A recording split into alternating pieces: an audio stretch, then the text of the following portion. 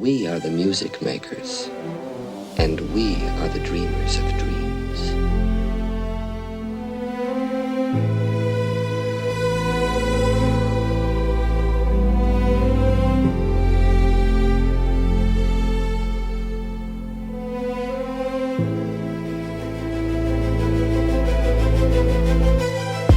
Imagine what would have happened if we hadn't attracted the magic we had back when we couldn't fathom life is a fantasy, not with the vanity, not the way it was back then. So I grab my pen and write it down like a scripture. Mr. Mystic, making hits for the misfits. The show where you don't know what you don't know when it's on again with Sean and Jonathan. Yeah. Welcome to Meta Mystics, where you don't know what you don't know. My name's Jonathan. I'm Sean. And today we are, I just wanted to say, so the last episode that we did involving Paul versus Jesus and comparing and contrasting, I will say, and it hasn't come out on the Cult of Conspiracy yet, but in regards to YouTube and for the people that are listening on Patreon and the people that are listening on the podcast for the on Metamystics podcast, overwhelmingly positive. As a matter of fact, dude, we got a couple of emails of people that wrote in. They were like, "Oh my God, I can't believe like how much sense that makes." You know, it's almost like you're helping them tear it all down from the inside a little bit. And I think that that's what's the most important thing. You know, and I was just thinking about this earlier. And now I know that Paul allegedly did a lot of good things, helped kind of spread and put a bunch of churches everywhere and all that fun jazz. However, after learning a little bit more about him and his Pharisee ways, brother, I did not know how much Jesus hated the Pharisees. Like, I didn't know that it was this deep. And it's just, it's really crazy. So we are going to be doing an extension of that episode here really soon. And it is going to be, I don't even want to blow it. I don't even want to give it away yet, but it's going, it has to do with the resurrection. And all right. I'm just going to say that that is very Pharisee, just so we know. That being said, we were thinking about doing an Aldous Huxley show tonight. We've talked about a little bit about Aldous Huxley and the Doors of Perception in the past. We had a couple of guests on that were really interested in the Doors of Perception and the Doors and Jim Morrison and stuff like that, which were really fun episodes. But tonight we are burning the midnight oil is what we're doing over here. It's a late one. Sean got to be up for work real early in the morning, and he's a little under the weather still. Oh yeah, still kind of getting over that. I feel a lot better, I will say, but then I was having some technical difficulties, and so yeah, it's already late. But yeah, we still got to have a show, dude. Of course. The show must go on. And so that is what we're here to do tonight. And we wanted to bring it all the way back to our roots. And you know what a root episode, a root show of Metamystics is? It's near-death experiences, baby. That's right, dude. That's right. You know, it's funny because lately I've been really thinking about that as far as like where we go and like where we go after this, right? And I don't know, dude, like, I don't know how helpful it is, like, in just me personally, as far as, like, my everyday, goings on, it's like, I don't know what I can do with that, you know what I'm saying? Like, I don't know what to do with it, to be honest, like, it's just, sometimes it can be much, right? When you start to really think about it and, like, I don't know, just your own mortality in general can be kind of a doozy. Oh, dude, yeah, a major doozy, because we can send ourselves spinning and spinning and spinning until, we eventually just freak each other the fuck out or freak ourselves the fuck out, and that's not really a fun, anxiety-ridden place to be, but I think that that's why we continue to do shows like this, and ultimately, and tell me if I'm wrong here, Sean, but I'm starting to see a pattern within this show. I mean, maybe we've always known it, like, subconsciously, but I think the goal has always been, who are we, what are we, why are we, and what happens when we die? Yeah, absolutely. These are the basic fundamental building blocks of what it means to be aware of oneself. Like, these are the questions that those people ask, I would feel like. Oh, absolutely. I mean, there's so many different techniques, and whether it's meditation or psychedelics, or you know what I mean, like all these different things that all these different people have been doing in order to maybe find a, just even a glimpse of maybe what that could be. But as far as like you were saying before, going into a spiraling and all of that, I think that's what this show is really good for, as far as like bringing that to the surface and getting comfortable with it. You know what I mean? Rather than going into those spirals and not knowing what to do. This is just what we do here. Oh You know what yeah. I mean? And so we're constantly, dipping our toes into the darkness, and then, you know what I mean, trying to run away from it a little bit because it scared us, and then we turn back and we're like, "Oh, it's not that bad." And like, you know what I mean? And I think that's just really strengthening us, all of us, really. Yeah, it's really great. I have really thoroughly enjoyed being on this path that we've built here. And not Mhm. even just us, all the listeners who have been following us this entire way. And look, we know you're not following us, you're living it with us is really what's going on. You know, Mhm. don't do as we say or anything like that. Just like learn with us because that's all we're doing. We're not teachers. We've said that from the very beginning. We're learning all this stuff as we go as well and kind of just applying it into these little integral boxes within us inside of our own minds to help fill a void of which either A was empty or B we didn't even know that there was a void there, but hey, we got it filled now a little bit, you know? Exactly, exactly. And when we do get into the doors of perception, like our own brain is really just a limiter of this infinite reality anyhow. You know what I mean? And so, you know what I mean? We're just trying to ride the wave, I Oh think. man. And I started reading that a little bit earlier and I didn't Uh-huh. know that it was actually a really short book. It's only like 70 pages. Yeah. Mhm. But it's funny because I saw multiple people like kind of doing an overview of the book. Yeah. And one guy said, you know, it's actually pretty crazy that this was ever even a book at all. Like, because he Mhm. goes, if you think about it, back in Aldous Huxley's time, they didn't have podcasts, you know, they didn't have YouTube or anything like that. He goes, Mhm. he could have very well have just like went and did a podcast and had this conversation. Because Mhm. all he's doing, that Aldous Huxley, all he's doing in that book, it's a trip report. Right. Like it is a Mhm. live trip report. Everything that he's seeing and sensing and thinking and all that stuff, and that's why it's so amazing. And it's all on peyote, which is mescaline. And dude, Mhm. crazy, such a fun. Like I'm really excited to read that. But yeah, we're Mhm. gonna get to that in a few, probably about a week from now, I'd guess.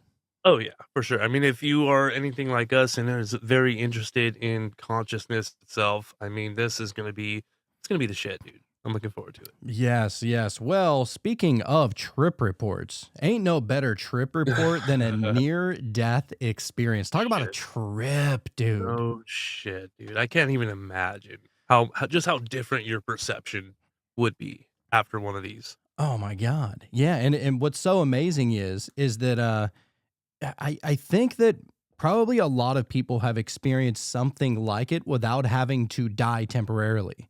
Okay. And this is what actually Optimistic Banks has said because he had a near death experience and he's, you know, messed around with psychedelics and whatnot. And he goes, dude, they're basically the same fucking thing. You're basically Right. experiencing a very similar thing. Now, you might not always have somebody come and visit you and give you a message and say that you're not ready yet, of course, but you're Mhm. putting yourself into a space which for some reason feels so comfortable and so much more real that everybody knows it to be home.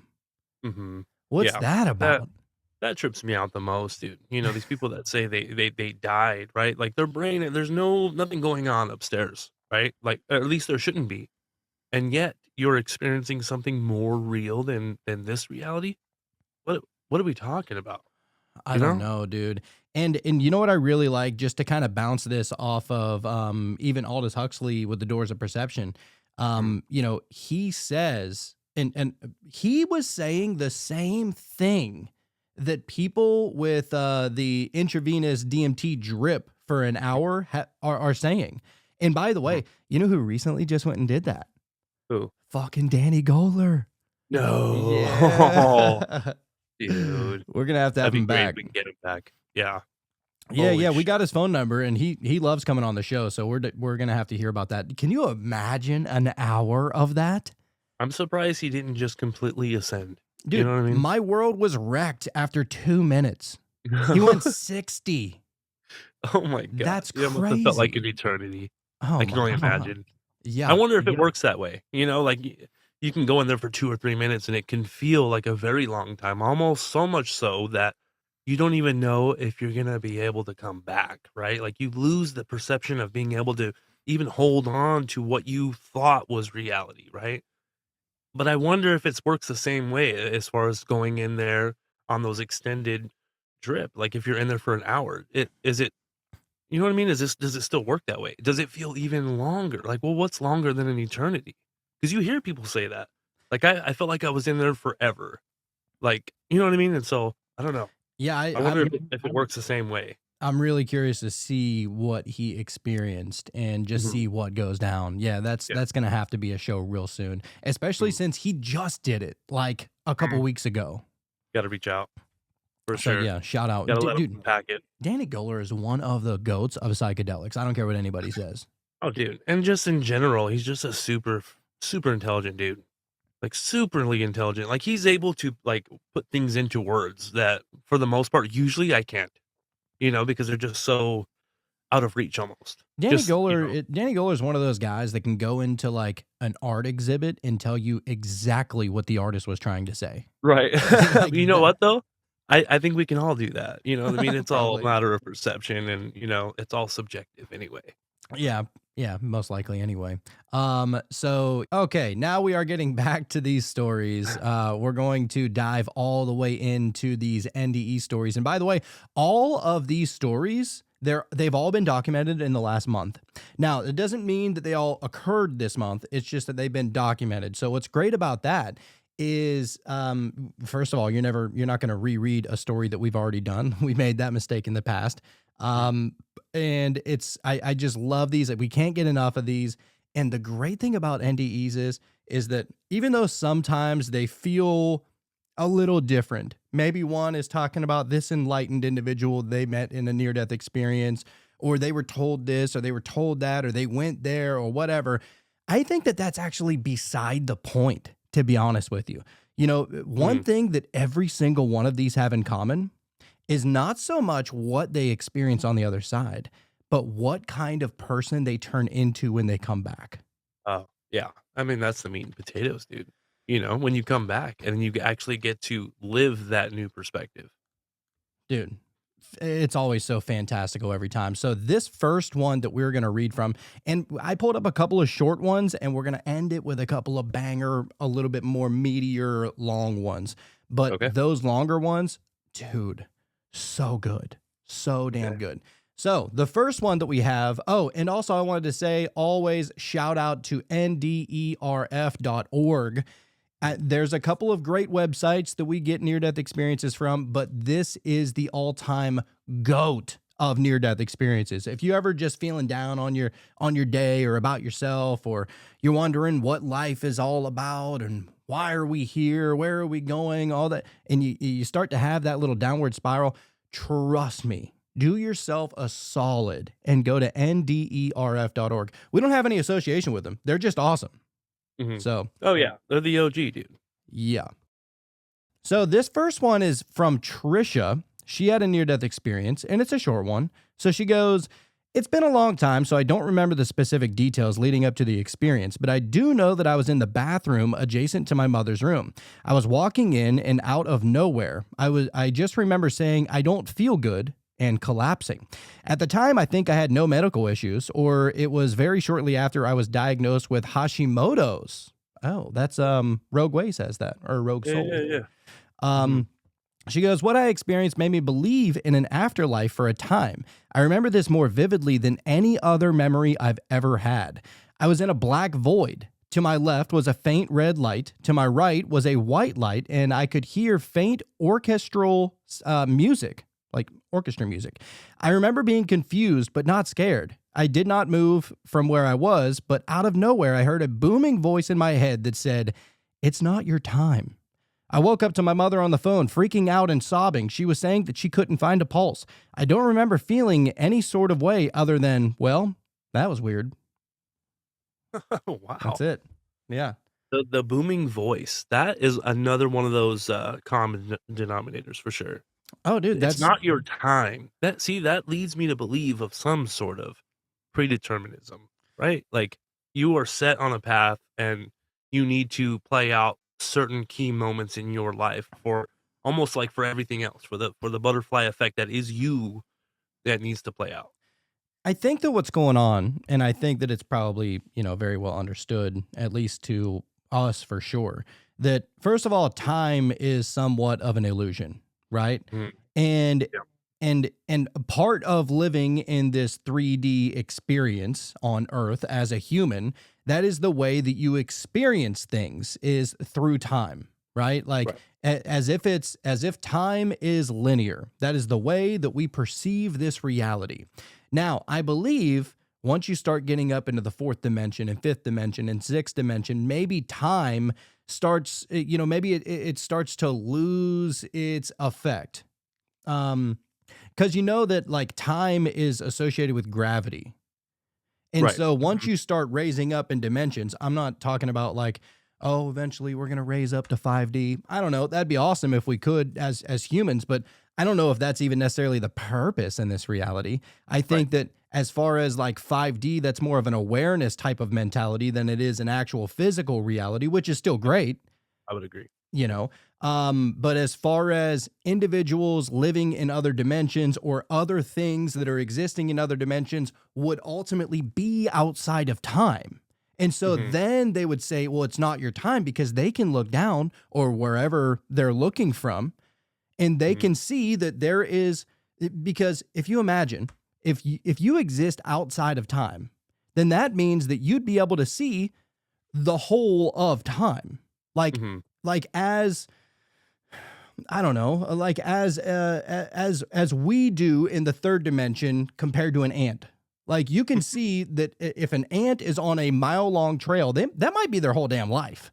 Mhm. So you Right. you can see, all right, well, in a couple of feet, they're going to come across an obstacle, another couple of more feet, then maybe there's a grasshopper waiting for them or something like that. And you can see the whole Mhm. thing, right? Right. Mhm. And so maybe it's something like that, I'm Right. guessing. Well, I wonder what what the "they" is as far as, like, the entities that are, on the outside of time.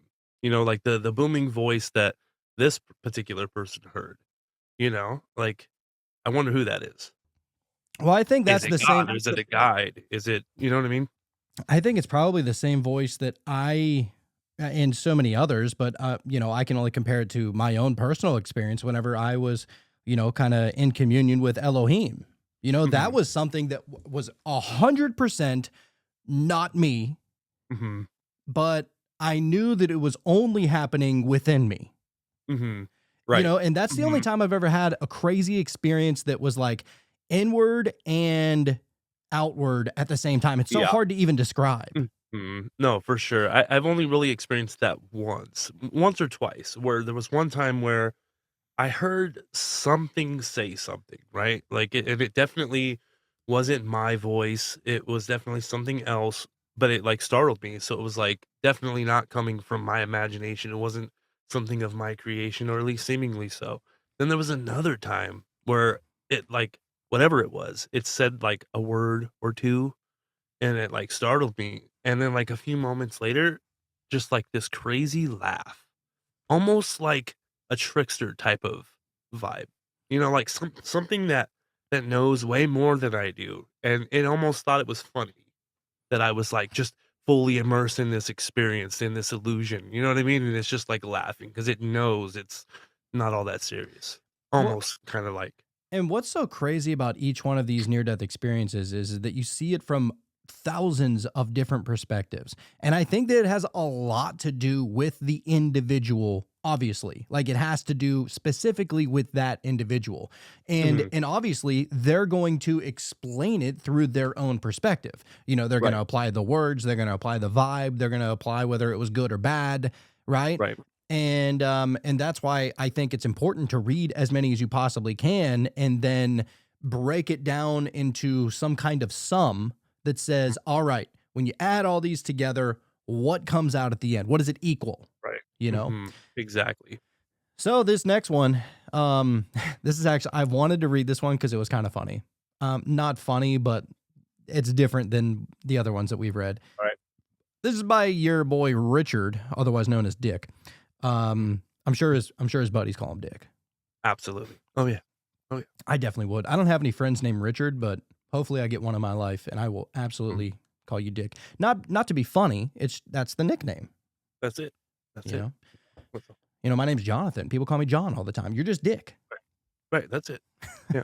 Don't argue it. Just, go with it.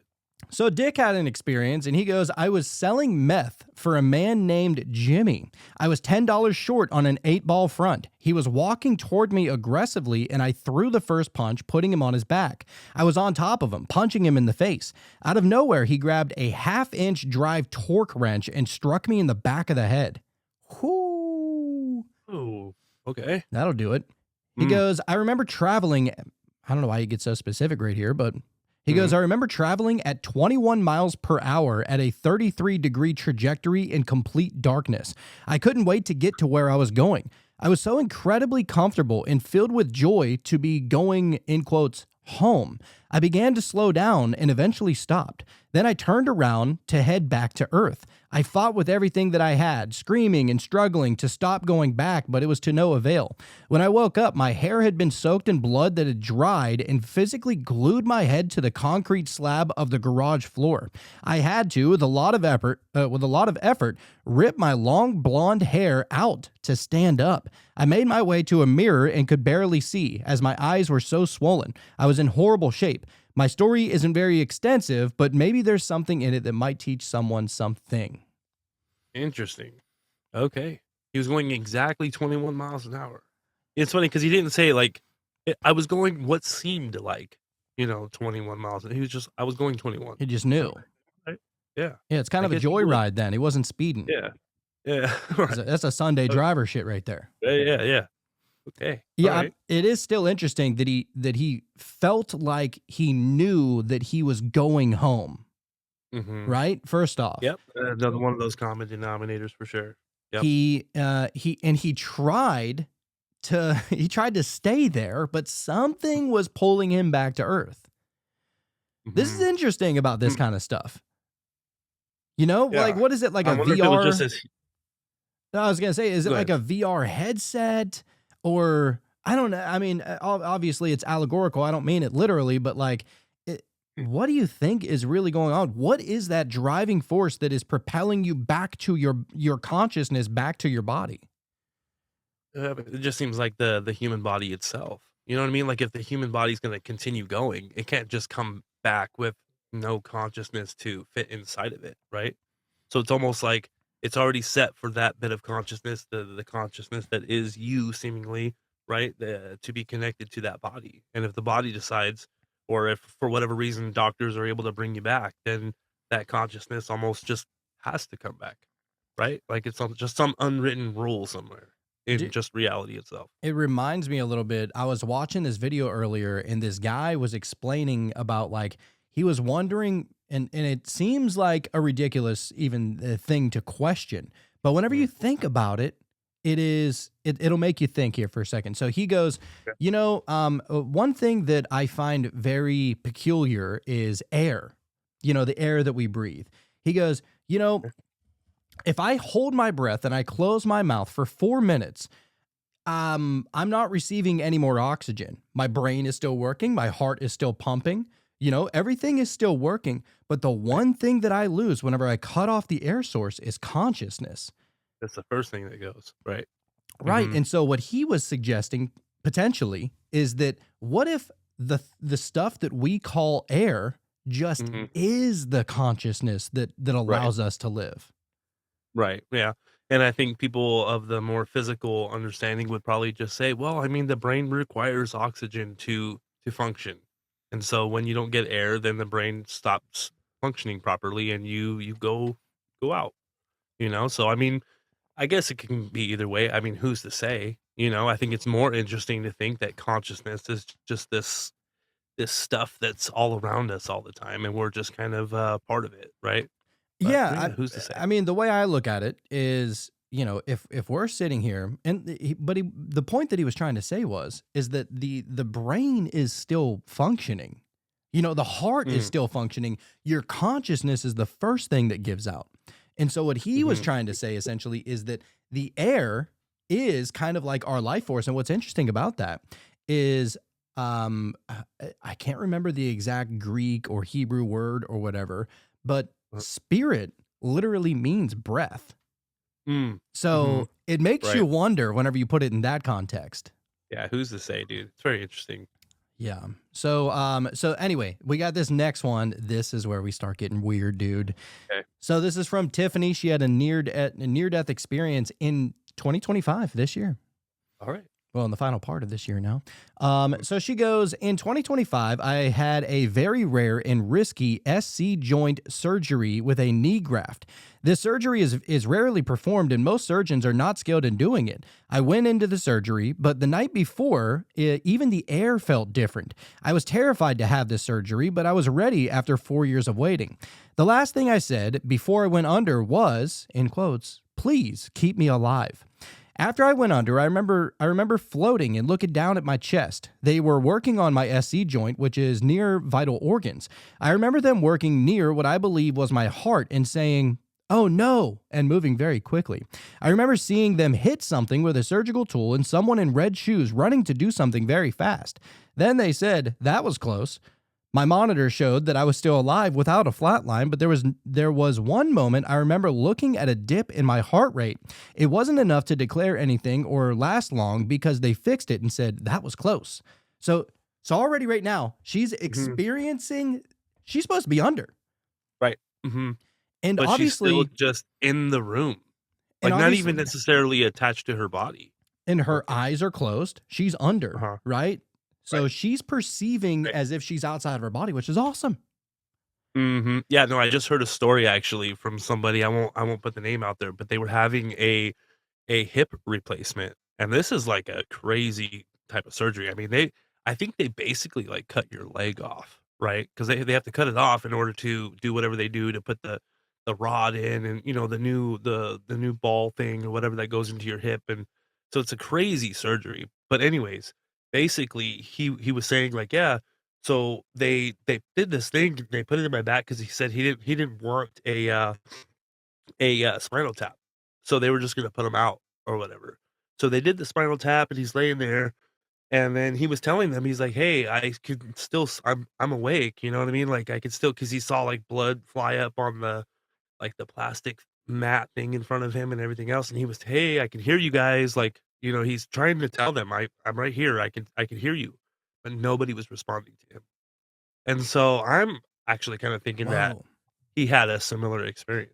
See, so consciousness absolutely can exist outside the body. Yeah. Yep. And I think that that's what calls for or allows for, out of body experiences, when we're asleep, or whenever we're like, "Oh, you know what? Maybe it was a dream," right? Like it had to have been, but maybe not. That's all I'm saying. I think dreams, sometimes we like to chalk it up to that because that's the only thing that we can compare it to. Well, I think that's just what adds a little sense of logic.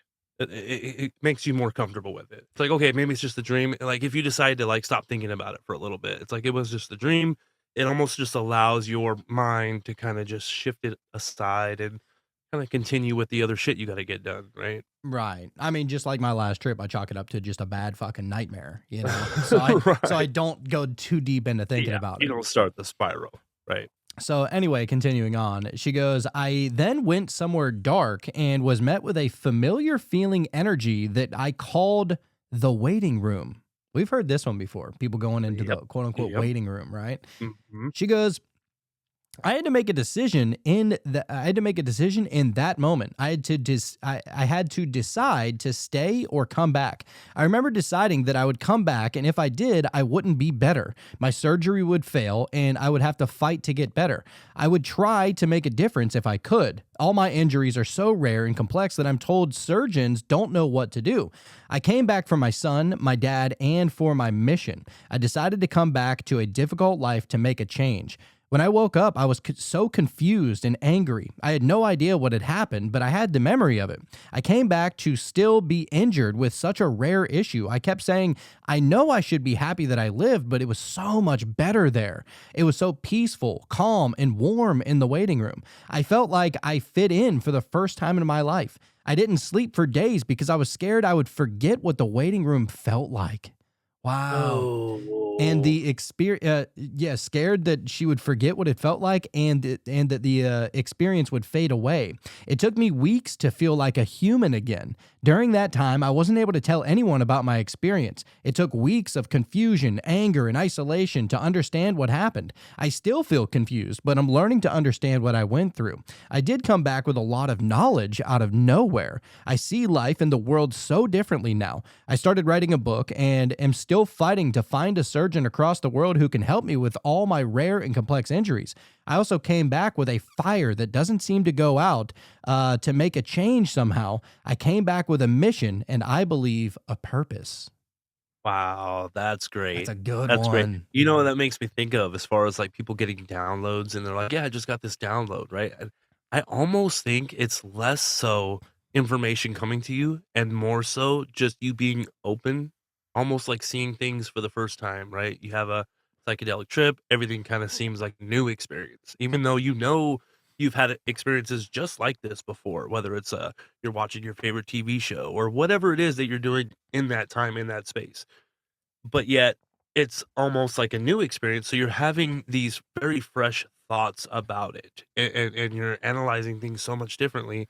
And so I wonder if just being able to open your mind, being able to just be kind of fluid with things, and that allows you to have those new thoughts, right? And so it's like these fresh understandings. So I don't know. I mean, maybe you get downloads, but I feel like it's more so just you being open to thinking about something differently, Yeah, you know? it's an awareness from a new perspective, which Right. sometimes I Mhm. think you perceive as a download, but it's not like Neo getting a download and now I know kung fu. It's not like that. Mhm. It's Right. more so like, oh, I unlock something in my own mind because I'm growing in a spiritual way, and Mhm. in that growth, I'm now able to see things that I wasn't able to put together.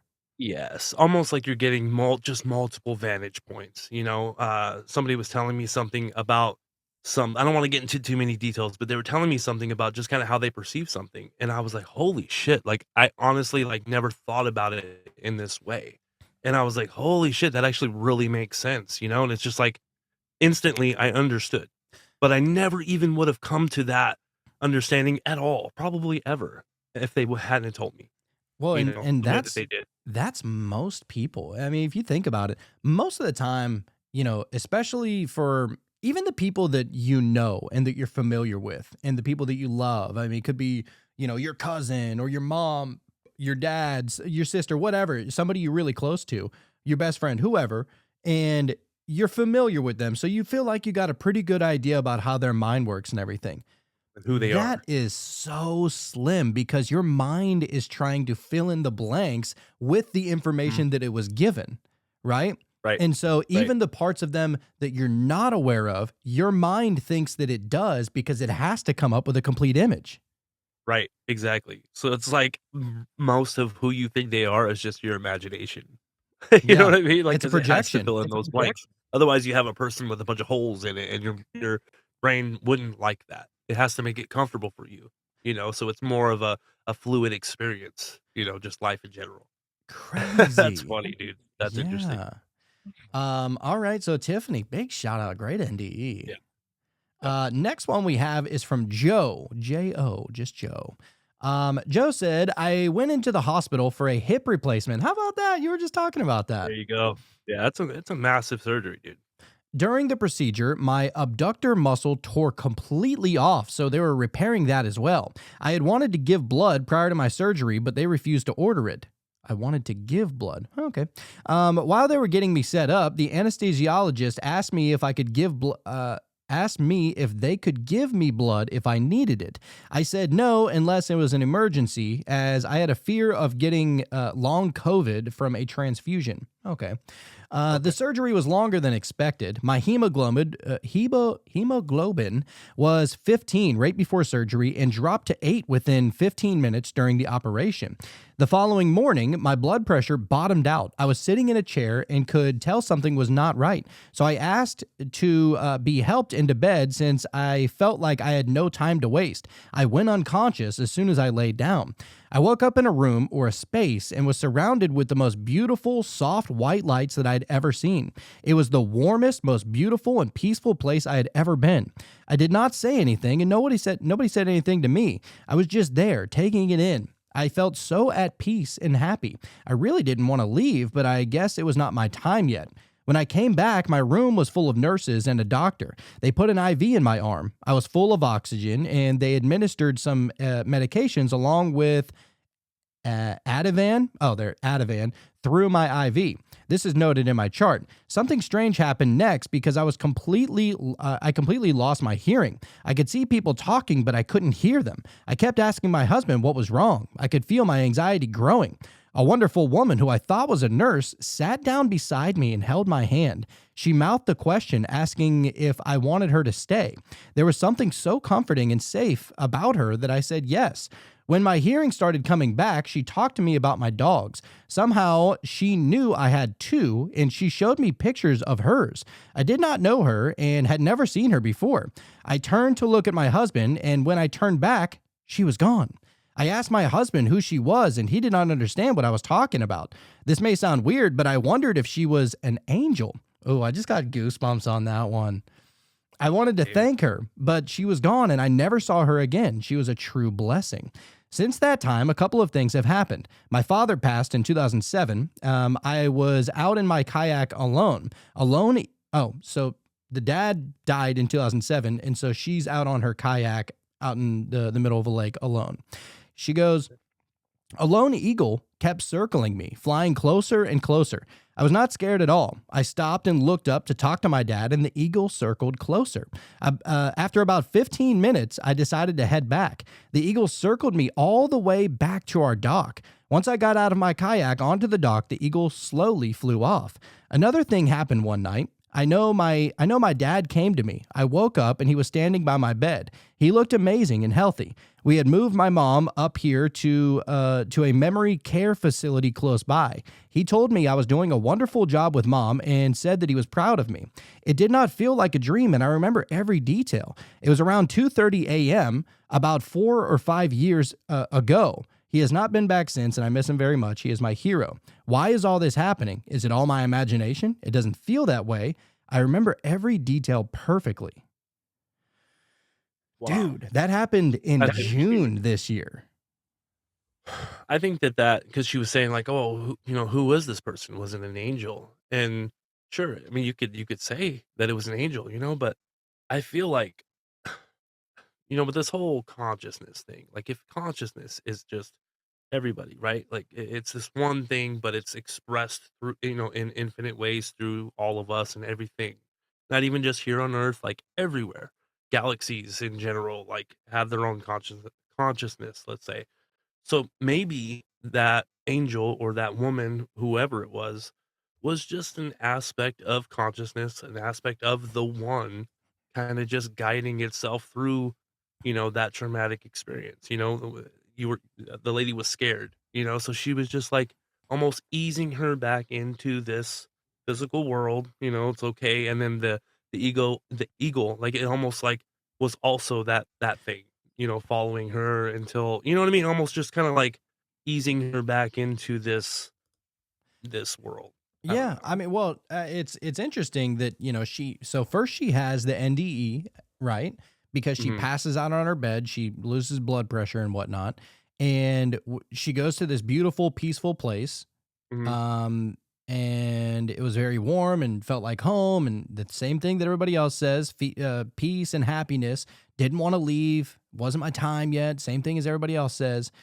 mhm, And then whenever she wakes up, she's like, she's back in the bed, and she's experiencing this person out of nowhere comes and talks to her. mhm, I and I could be wrong, Mm. But I feel like with a lot of, we've read so many of these that, you kind of get a little idea about what it could be.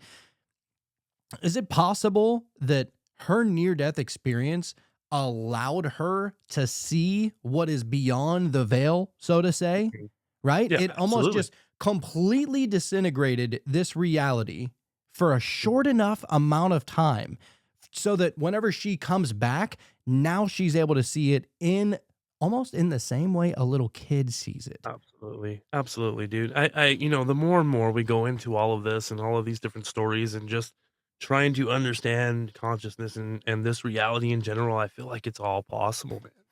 You know what I mean? Like I feel like, and I don't want that to be like an easy out or whatever, but I really think that that's what's going on here.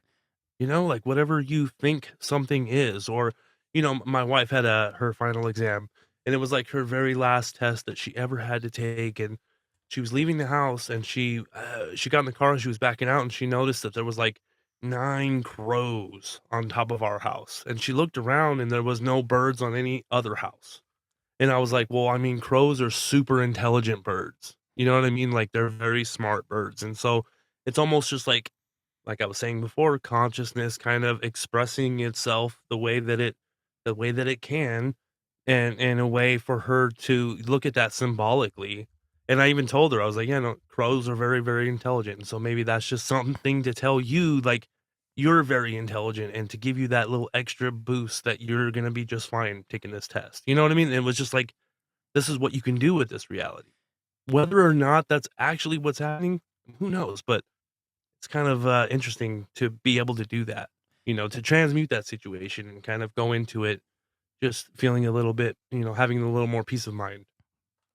I feel like the magic of, I don't want to say of this world, but the magic of having almost like a higher awareness of your conscious self and understanding that everything else around you is also working congruently Mhm. with your consciousness, and it meets you at your level of awareness of said Exactly. consciousness. Yes. And it's going to Yes. show you signs and symbols that is going to portray something to you to where your level of awareness is going to be able to catch on, right?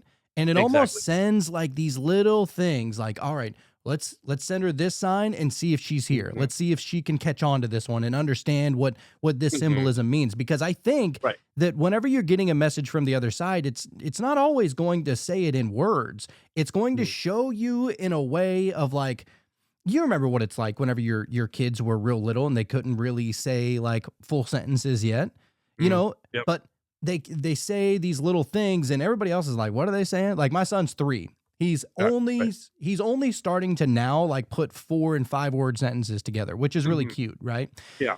But even now, people will come up to me and they're like, he'll say something to him and they'll be like, what did he say? And I'll be like, oh, yeah, he said this and this and this. And Mhm. I'm understanding a language from him that nobody else knows. Right. Right. And I Like, you think have that, all the context with just a few words. You know the full story. and I think Alright.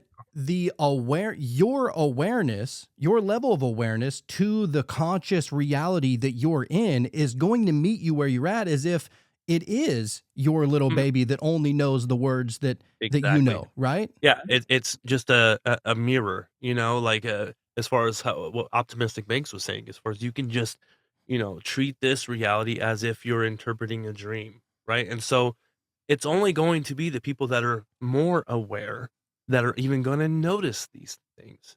These things are always happening, but for people that are just very less aware, they're just not gonna see it. You know what I mean? And so, if that's all it is, dude, it's just a being aware and, looking for things and just kind of using it to your benefit, because it's just like it's almost like a sixth sense in itself, I think. Like the language between you and everything else. Man, and just to get real weird with the symbolism of the 9 crows on top of your house, I think it was 9, I'm pretty sure that's what she said. I'm gonna I get can s check my text I messages just to hope find out. I hope it is. It would make I so do much too. sense. Yeah. So while you're checking that, so Uh-huh. first of all, 9 is very symbolic because it's almost over. 9 is the last Almost the number end of a cycle, all at the end right? of the cycle, right? It's Yep. not the Mhm. end, but it is fucking right up against it. you know? Mhm.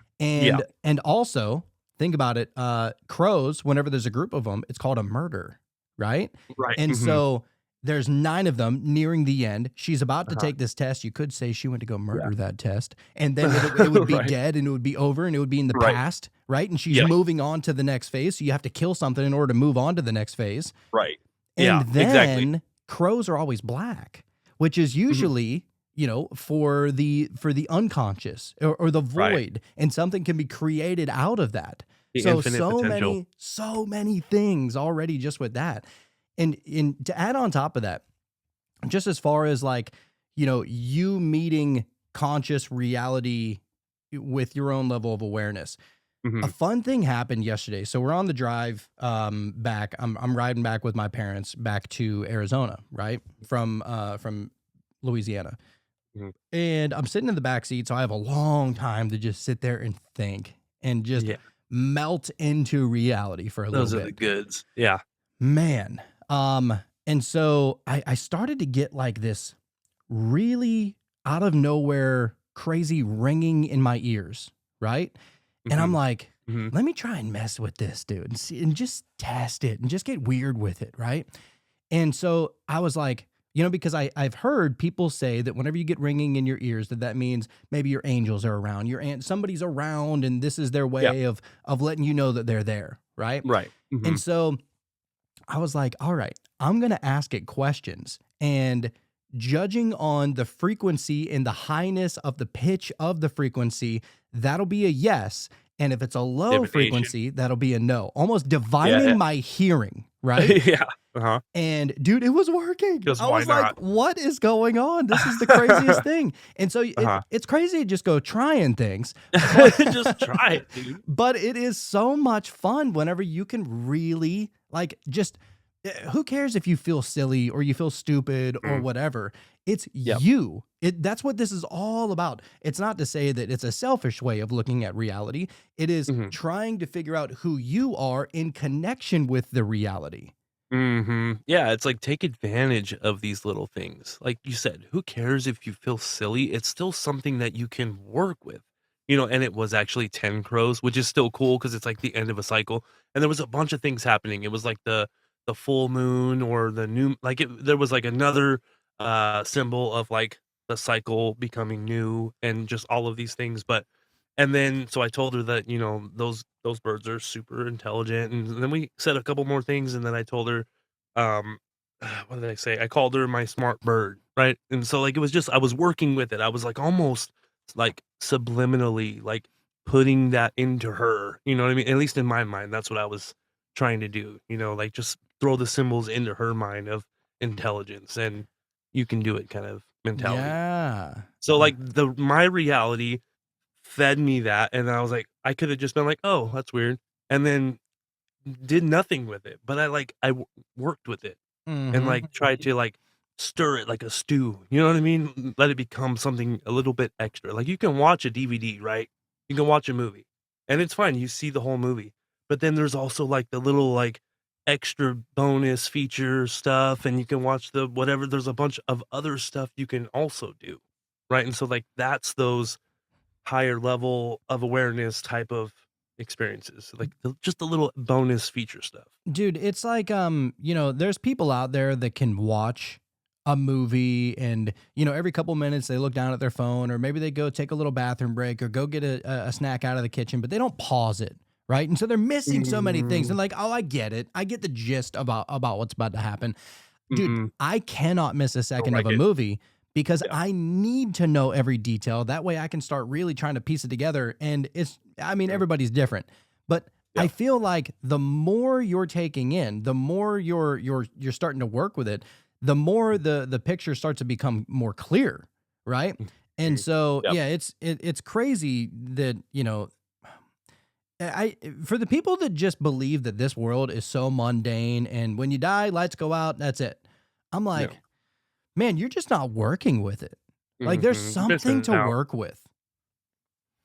Yeah, it definitely adds to it for sure, dude. And there's so many situations that after going into that book that we read, that is where I even got that and like just understood it and ran with that. The Alchemist. Oh you know, yeah. and just like the birds flying, and he just was like just in that flow with the earth and with everything around him, and almost intuitively, he just understood. He just knew that something was going to happen this way or the other, and it's like we have that ability. Just be open to it. Oh yeah, dude. Yeah. Mhm. It's man, this place is really just it's as magical as you allow it to be. Absolutely. I think Yep. that's really the truth of it. That's it. That's it. And that's where the downloads come from. You allow the information. You just allow it. It's already there. Yeah, it's all in the hips, you know. Mm. Shout Mhm. out to Chubbs, R.I.P. Yeah, real one. So this next one is from Callie, and she had an NDE, and she goes, I had a hysterectomy, but unbeknownst to me or the surgeon, he had nicked an artery during the surgery and closed me up anyway. By the next day, less than 24 hours later, I had bled out and was discovered by a friend who had come to visit. I was unconscious in the hospital bed, blue and not breathing. My friend was alarmed and ran for the nurses. They came and I was coded. What had been a routine hysterectomy turned life-threatening thanks to a careless surgeon who had not checked in on me, nor had any nurses. The only thing I recall leading up to this was knowing something was terribly wrong and calling the nurse button over and over, and no one came. My friend found me with the call button clutched in my hand. Fuck. Damn. After my Bled friend, out internally. that's a lot, dude. To know for nobody to come and check on you for that long, that's Yeah. crazy. Mhm. After my friend alerted the hospital staff, they called a code blue and hustled her out of there. Then they apparently pronounced me dead. It is written in my hospital records, patient pronounced dead at 2:47 p.m. And that line is scratched out with a single line. Resus for resuscitation is written on the next line, and a lot of information then follows about a chest line started, 6 units of packed blood, 7 units of plasma ordered, plasma unavailable, plasma arrived, and a whole lot of things. Of course, I of course do not recall any of this. What I do recall vividly is only this. After trying so hard to get a nurse to answer the call button, the next thing I was thinking is, I am getting too upset. I should sleep. Maybe they'll come check soon. Then I saw a beautiful, velvety, deep, rich, dark blue, black sky extending everywhere, and I was part of its beauty too. It was gorgeous, unspeakably good and true and beautiful. I am a polished author and a research professor, and I have published many books and articles. Writing and explaining are key to my profession, yet I cannot explain this. This thing, this place, this more than a place, was absolutely beautiful. I was cold, but not painfully cold, just cold and soft and so quiet and peaceful and velvety smooth and utterly true and good. This infinite dark soft goodness went on forever, and I could only smile and feel so glad. It was the most utterly impossibly it was the most utterly impossibly beautiful thing. The truth factor I also cannot explain is authenticity, validity, completion, truth, beauty, absolute and utter goodness. I knew in a flash that everything is profoundly good. This was wonderful, and it lasted a long time. I cannot estimate how long, but long enough for me to relax and enjoy it and feel a sense of wonder and awe and love of it all. It was so soft and so dark and velvety and peaceful and silent, so good. I felt lucky, and that was all fine. And I felt lucky, and that all was fine eternally. Well, that's a good feeling. Sadly, the very next thing was feeling freezing cold, jolting and contrasting with the pleasant cold of the dark velvet infinite space. There were very bright, annoying, awful lights shining in my face, and people yelling and talking, and things clanking, and some whooshing noises and beeps. It was so noisy and awful. I could see a man's face above me, and he was saying, "Okay, we got her, we got her, we got her." I tried to tell him I was cold, but he was messing with tubes and wires in me. I realized I was in a hospital somewhere, not my hospital room. I tried to tell them again I was badly cold, but all I could hear was my voice, very small and far away, saying, "Cold." A nurse on the left, the other side from the man, said, "What, honey?" And to the other people there said, "What did she say?" I tried to say more loudly, "I'm so cold." The man, whom I later learned was the doctor who had revived me, said, "Put a blanket on her." and they put a shiny, crinkly silver thing covering me, not a true blanket, but I got warmer. After that, I realized that they had revived me, but I could not figure out where I was or who they were because it was not the original surgeon, and I was in a different room entirely from my hospital room. I figured, however, that I was safe. I wished I could go back to the lovely, gorgeous, dark, velvety Infinite, but was nevertheless grateful to these helpers. I would say perhaps reluctantly grateful because the velvety, dark, cold, silent, beautiful Infinite is way better. I feel like there's got to be a better way of explaining that, but hey, you're talking about something you can't really put words to, you know? Oh no, that's great. That's great. I Something recall, you can visualize. right. I recall wondering what terrible thing had happened with my routine hysterectomy. I was very tired and soon fell asleep. After that, I do not know how long, I woke up in the ICU and was mostly sleeping for the next few days. Nurses would not tell me what had happened, though I asked. I was paranoid about the call button. Will you be sure to come if I call?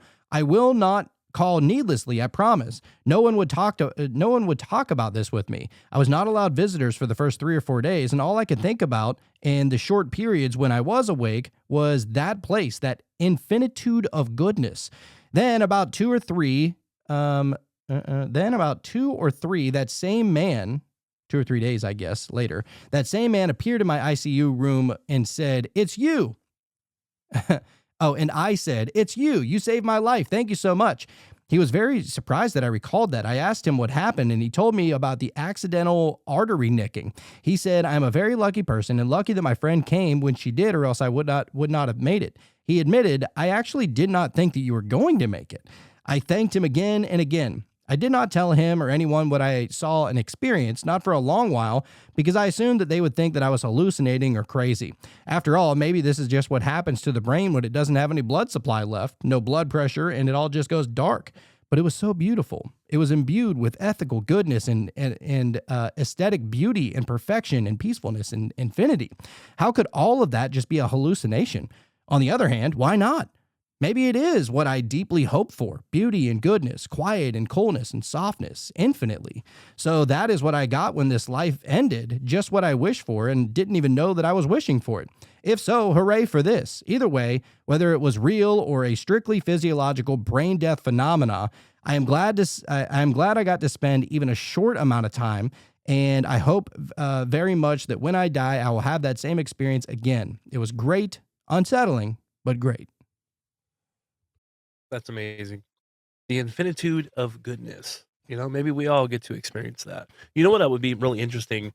Because there wasn't any like symbolic, like religious undertones or even really anything that we know of. This was like a very unique experience, like the blue velvet expanding into like, you know what I mean? This isn't something that anybody has read in a book, right? Yeah. And so it wasn't like a preconceived notion, but I think it would be very interesting if they would put like, "Oh, this is kind of my background," or "I'm not religious," or "I am religious," or you know what I mean? Just to kind of cross-reference. But for the most part, at least what we've seen is that it's kind of across the board, almost like what she was saying, kinda what I wished for, and I kinda have a feeling that that's probably how it is.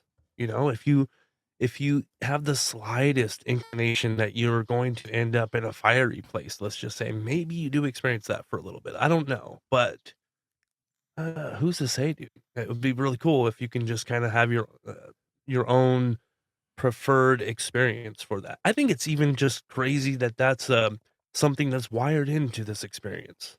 Like, you would think dying, most people would say like, "Oh, it's just black, who cares, whatever." They don't even think about it, but that's just crazy that that's a part of it. To have some infinitude of goodness and, like, this whole experience outside of your body, Maybe you it, know? May maybe it all, and not even just in this reality as far as consciousness, but maybe, since all you are is consciousness, and yes, you experience different perspectives through multiple lifetimes, if that's something that you believe. I tend Mhm, to believe in, oh, well, I don't even know if they're past lives. I think they're just, happening at the same time because we mhm. just view them as past and future and stuff like that. But as a Right, consciousness, right. there is no such thing as past or future, right? Mhm. And so is it possible that the same thing is happening in that same reality, you as a conscious being outside of your body and in like the death stage of you leaving your current physical body, is it also Mhm. possible that your level of awareness remains the same? And so Mhm. wherever you're at, that's where it's going to meet you. Because, you know, think about it. How many people do have like religious experiences? And it's not always Mhm. Christian. Maybe it's Buddhist. Maybe it's Muslim. Maybe it's Hindu. Or, you know, maybe they were. Yeah. One thing that is always fascinating is the people that are atheists that then have a near death experience. Almost every Yeah. time they come back not atheist anymore. Almost every time. Right. Like, how could you? How could you Be- experience something that you never in a million years would have thought was possible? Not with the worldview you had. No way. So, because like, you now you what? because you can't experience nothing. There's no such, like, Mhm. you literally can't. You might be able to experience blackness. You might be able to experience a void, but who's aware of that void? Who's aware Mhm. of that blackness? You're Yeah. still there. That's just Yeah. all that you're experiencing at that time. And I think Mhm. that that's probably what's going on, because you think about it, like some people that are like real like judgy religious. Like I Mhm. heard this one, and this was like a couple years ago. I read this near death experience, but this I guess like this kid had a near death experience and came back to tell the story. But whenever this kid died, he went to hell, right? And he said, "Oh my God, Michael Jackson was there." And I saw a couple other people, and I remember Michael Jackson being the main one. And I was like, I don't know if we're supposed to take that literally, because No. I mean, I don't know. I think that if you imagine that somebody is going to hell, ultimately that is judging them. And Uh-huh. if you're judging somebody, that means that that is what you're also feeling internally subsequently, Mhm. right? And Yeah. so, and that's why they say Absolutely. not to judge, because ultimately, like, you're carrying that same amount. Whenever you judge anything, like, you feel kind Mhm. of dirty after you do it, Mhm. especially if you say it out Yeah. loud, right? Like, and Mhm. especially Yeah. now, like where we're at, I try my very best, unless it's like a joking manner. But even because I got kind of a dark humor, I feel like a lot of people do. But um, even if it's like a dark humor type of joke, I feel dirty after it. You know what I mean? Mhm. Yeah. Like you More know you so than you shouldn't be ever saying did, it. But I right? think that why you feel dirty after that is because whatever you were thinking and judging about that other person or about that other situation, whenever you're judging it, you're experiencing that frequency internally, because that's Mhm. the only way to be able to project it outward, Right. is to have the projector or the projector Mhm. inside. It has to come from somewhere, right? Yeah. Mhm. Absolutely, dude. Yeah, and that's something that I've experienced more so lately just as of the last couple years, as far as you don't really wanna say anything bad about anybody, because at the end of the day, like, you just you understand that that's, like, that's you, right? And I know that that sounds super woo woo, but if consciousness is just this one thing, right? That's just another aspect of you that has had an entire life of totally different experiences than what you've had.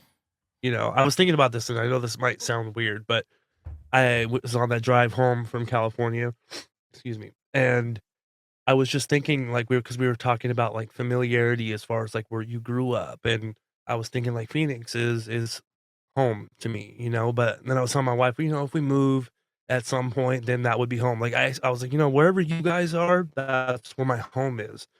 And then I started to think about just the human brain. Like, there are people that live in, I don't know, Africa or just some other country that none of us have ever been to, right? And so their brain has adapted to that place being home. And so, like, the human brain is just so interesting in that way, you know what I mean? That you can just kind of carve these I don't know, grooves or whatever in your mind that allow something to be home, right? And so I don't know, I just thought it was kind of, I know it's a weird thing to even, I'm trying to think this out in real time, but, like, you know what I mean? Like, for me, Phoenix is home. For you, you know, Texas is home, or wherever you are now, right? But, like, I just think that it's super interesting that we are so highly adaptable in that way. Well, But and but this is where I was trying to get to, earlier.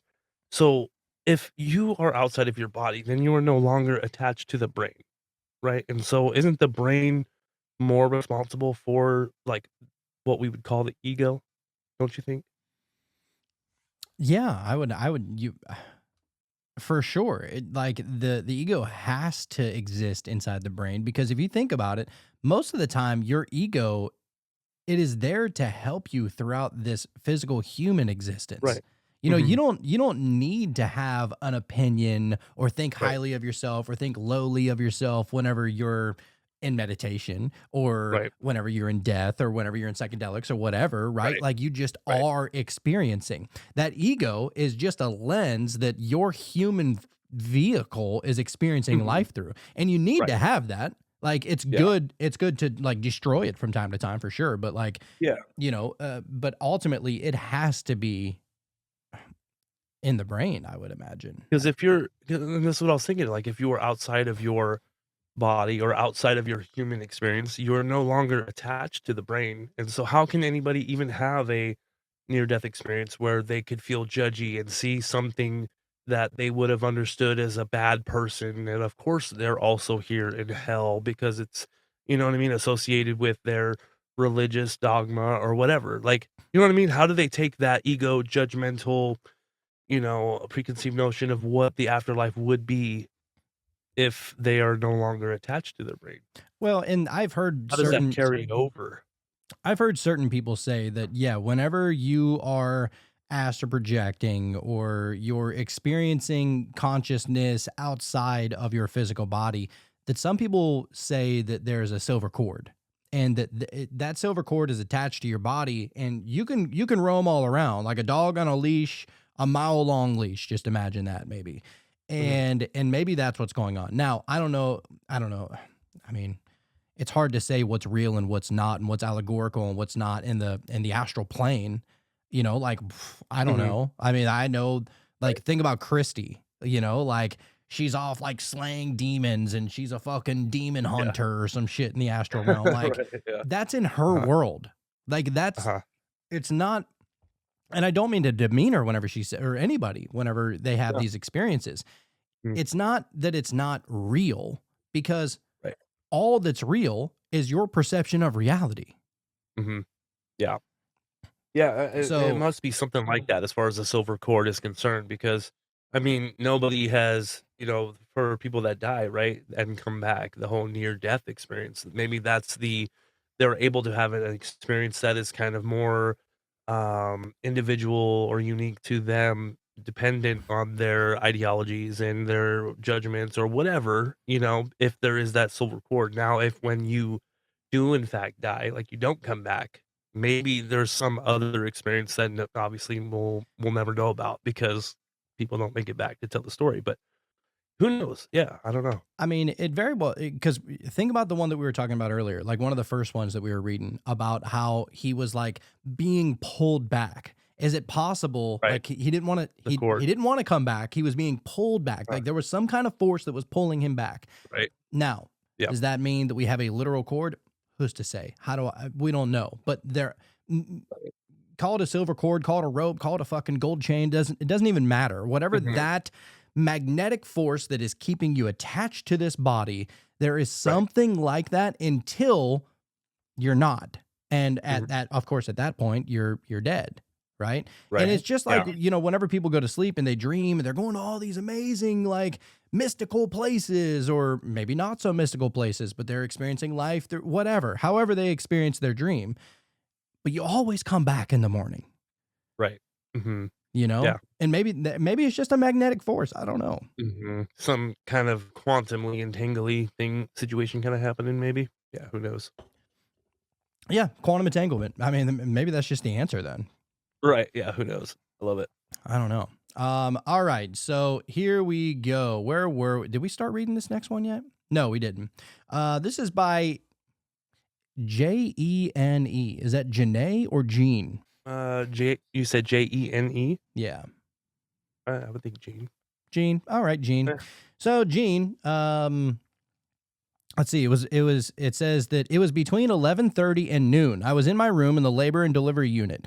The anesthesiologist had come to administer the spinal anesthesia for childbirth. He did not read the paper that stated my allergies and how sensitive my body was to medication. As he was administering the anesthesia, he hit my spinal column and one of my legs jerked straight up. I asked the nurse what that was because it felt like an electrical shock through my body. The medicine stunned me as if I had taken a hard hit to the head. The nurse told me to stay still. Then I believe he injected me. It injected something into me, making me feel lightheaded and nauseous. I told the nurse. She began to lay me down on my side. I could hear the monitor beeping very fast, and then it slowed down. I could hear people running frantically around the room. I heard the nurse say, "Her blood pressure is dropping. We're losing her. We're losing her." The last thing I remember was the nurse saying, her blood pressure is 30 over nothing. You killed her, you son of a bitch. my last thought was to my unborn child, I'll see you on the other side. Then it went completely dark. I vaguely remember leaving my body and seeing it on the bed. The next thing I remember is standing in an incredible park-like scene. I saw rolling hills, trees, grass, sidewalks, and flowers. The colors were so intense, beautiful, and amazingly peaceful.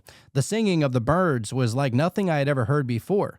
All of it was the most beautiful thing that I had ever seen in my entire life. A woman was standing next to me on my right side and talking to me. I remember looking at her and thinking that I should know her, but I could not remember who she was. Oh, I felt that before, like in dreams and whatnot. Oh, yeah. Then I realized it was my grandmother who had died at the age of 55. She looked about 18 years old.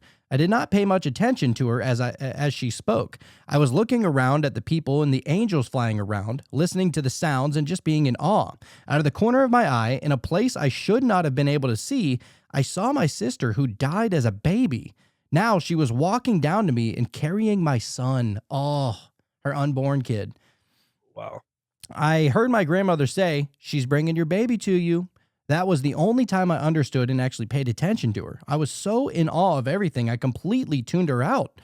The singing got louder and louder. The music went around me, through me, and became part of me. It was incredibly beautiful. They were singing, "He's coming, he's coming, he's coming." I looked around, wondering who was coming.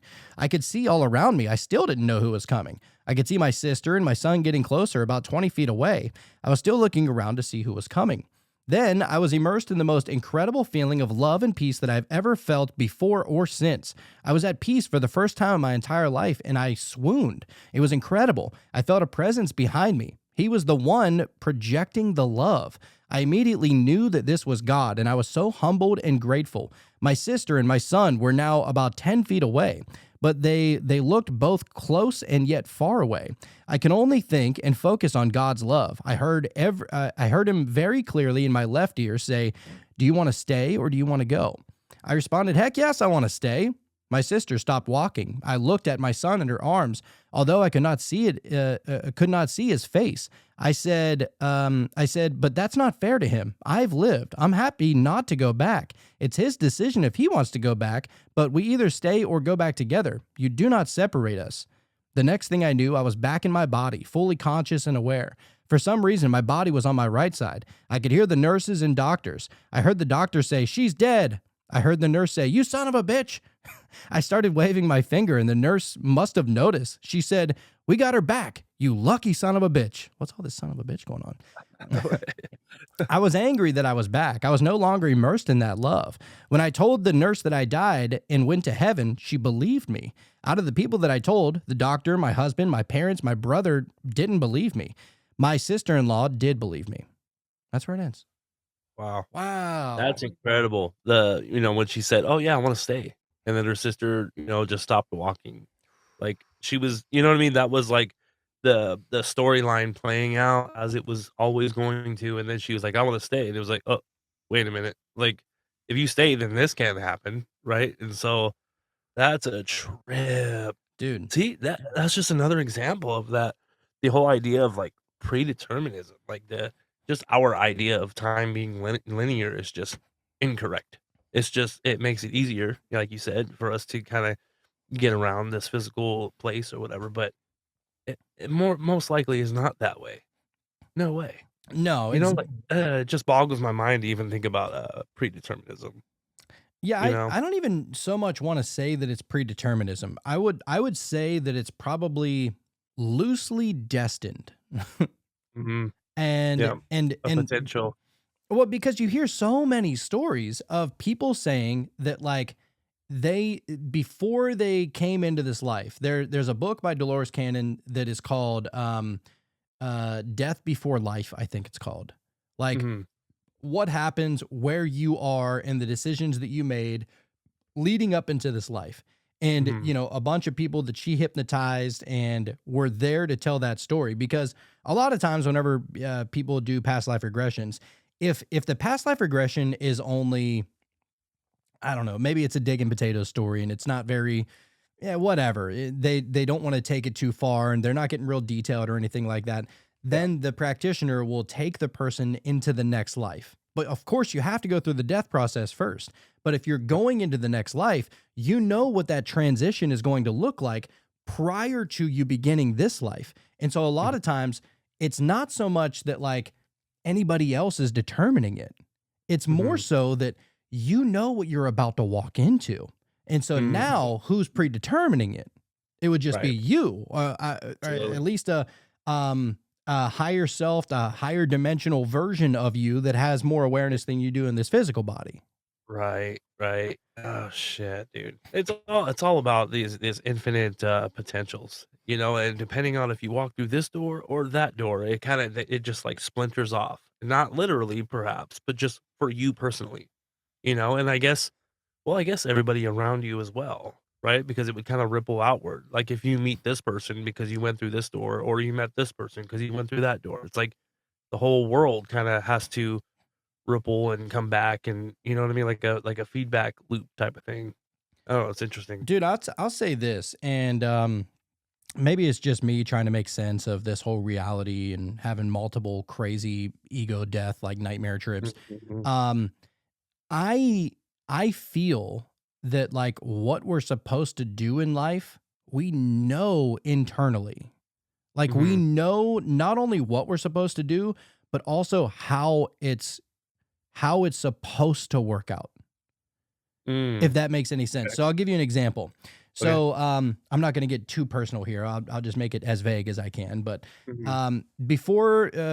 so right after that trip, I felt really lost. And honestly, even leading up to it, I was at a point in my life to where I didn't know which exact direction to go. Many Mhm. options of where to go, but Right.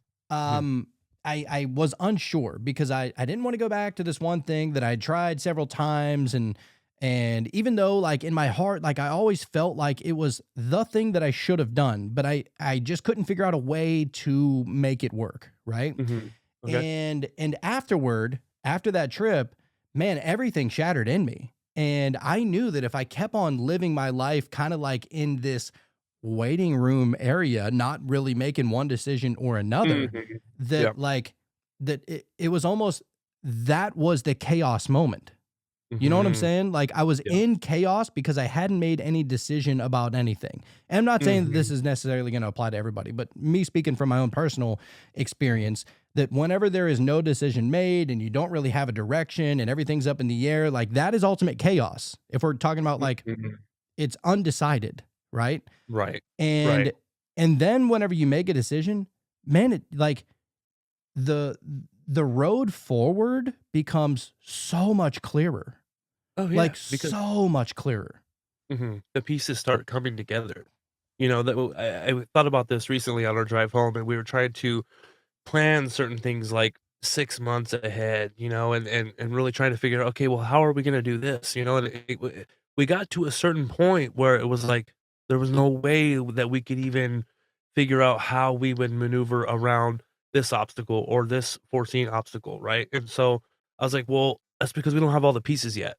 We're still knocking the pieces down, and once we get to a certain point, there's gonna be, like, 2 or 3 pieces that kinda drop into place, and then we're gonna be able to figure out what it is that we're supposed to do at that point. I said, "I think we're just thinking too far ahead at this point, and we're gonna stress ourselves out," and I said, we know what we're doing for the next few months, let's do that first." And there's nothing wrong with trying to plan ahead, but I feel like there's the universe is constantly like dropping dominoes. They keep Unfolding. going and keep going, unfolding, and yeah. And so the universe itself doesn't like to be stagnant, and so that's the chaos that you were experiencing.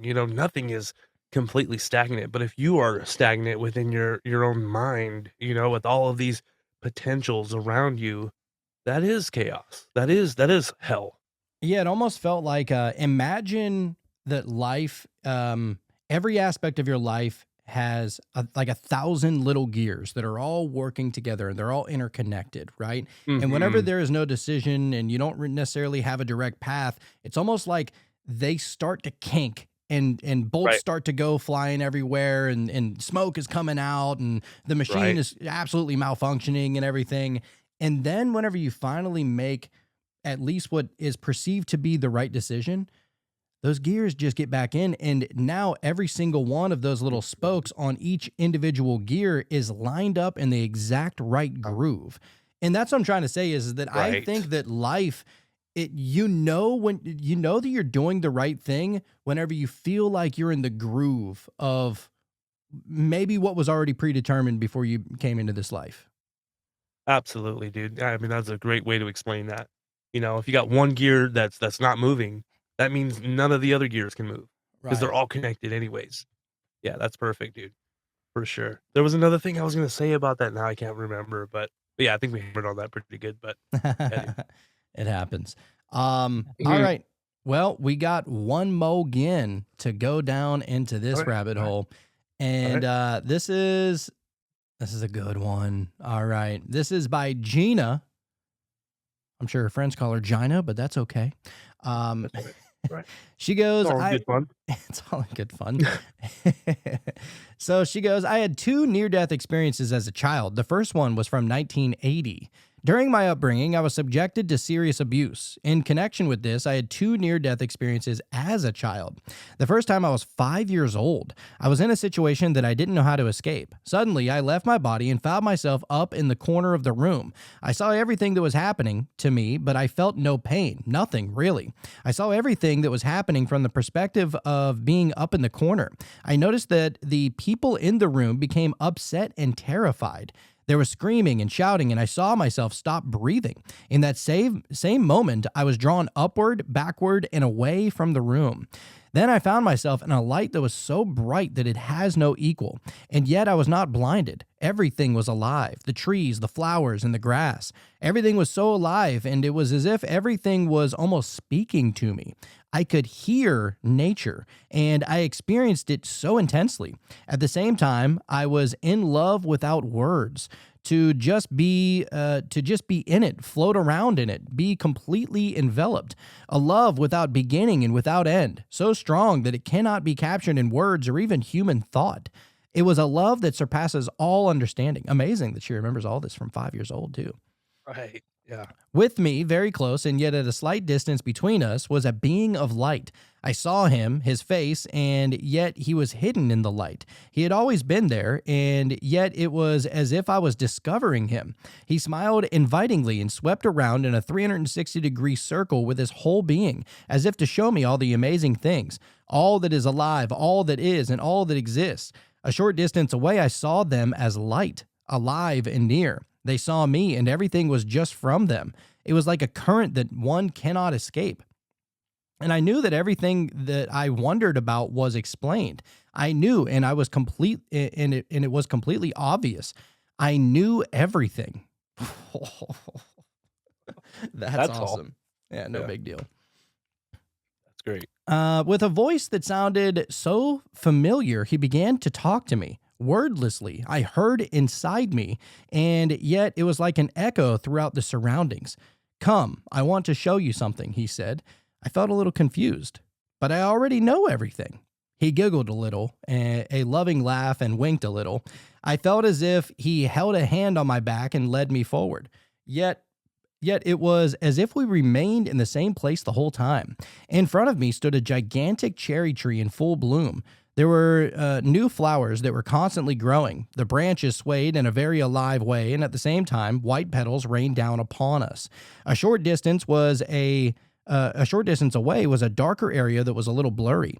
There I saw a woman sitting. She nodded at me like a greeting. I recognized her and understood that she was my grandmother. Man, imagine. And most of the time that people see like grandparents, they're always way younger. That's why they feel so familiar, but they're younger, you know? So vibrant. Right. So cool. We stood there for a long time. I experienced it as such, even though time didn't exist. And I was given a review of parts of my life. It contained the past, present, and future. I met a person I didn't know then, but whom I got to know much later in life. I experienced the lives of relatives before I existed, my time in my mother's womb, the decision to be born, events that affected my life then and also going forward. At the trunk of the tree, there was something like a circle of something glowing, a color like fire, but clearer and with stronger colors. The being of light stood directly opposite of me. He bent down and picked up a glowing orb. It crackled and shone. The orb looked like a burning fire, but warm with love and not with fire. He handed me the orb, and I accepted it. He moved his hands and my hands toward me, and the orb took its place inside me. You need this. I will follow you back. What? Back? Back to what? I don't understand. I felt myself back in my body. I felt myself breathing. I felt pain. And I felt the orb inside me, burning with reality, presence, and indescribable love. The orb has been constantly inside me ever since. And when I can be closest to myself, true to myself, near the truth, the orb becomes most active. This allows me to get in touch with what is the origin, the source. Then I am back there. I am here and at the same time visiting home. Wow. That's first incredible. one. Oh my God. This is the one where they were 5 years old. Yeah. The next one, she's 7. Oh, that was a super mystical experience. Like, there's orbs. You know what I mean? Like, it's like almost like that orb was a symbol of either like life itself or just the force that is the flow state, or the, you know what I mean, the experience of this reality. I don't know, it's a trip, dude. It's so super mystical for a 5-year-old to experience that. There's no way a 5-year-old has any kind of understanding of orbs or like that spiritual-esque type of experience. You know? Like, it's almost just ingrained in. Man, it makes me really think a lot of people are experiencing orbs, right? And more so, way more now than ever before, at least more documented now than ever before, right? Oh, yeah. And for sure, at least in our lives, I mean, we're seeing them way more than we ever did even 2 years ago, right? It makes me wonder, dude. And it makes sense because people are communicating with these orbs, right? Whether you're out in a desert with a laser, maybe you're just out in your front yard or your backyard at night and you're taking out the trash, whatever. You see an orb up in the sky, right? And people feel like they can communicate with them, and not always even outwardly. A lot of time it's telepathically, right? And so you think about it, could it possibly be that the orbs are just consciousness, and that's what we are when we're not in these vehicles? Because, and the reason I say that is because, and I don't know, maybe I'm getting too weird here, but it just reminds me of Bob Lazar. No, dude. It just reminds me of Bob Lazar back in the 80s, whenever he went through the files of, what was it, the NSA or whatever it was. And he described humans as containers. Now, it makes sense if you were to put an orb inside of a container, maybe that would animate the life a little bit, right? And maybe that's just what we are. Maybe that's what consciousness is. And because how many times, dude, I saw a video and it is the most wild shit, and I've yet to see it debunked. And I'm pretty sure I've talked about it on here before. But there was it was like a couple years ago, we were on a cruise, and so you can only watch a couple of channels on a cruise, right? And but it was like the Sci-Fi Channel or some shit. And there was this deer that got hit by a car, and it was laying in the middle of the road, and it tried to get up, and it was making a real big effort, and eventually it did get up, and it stumbled a couple of steps, and then it just gave out, right?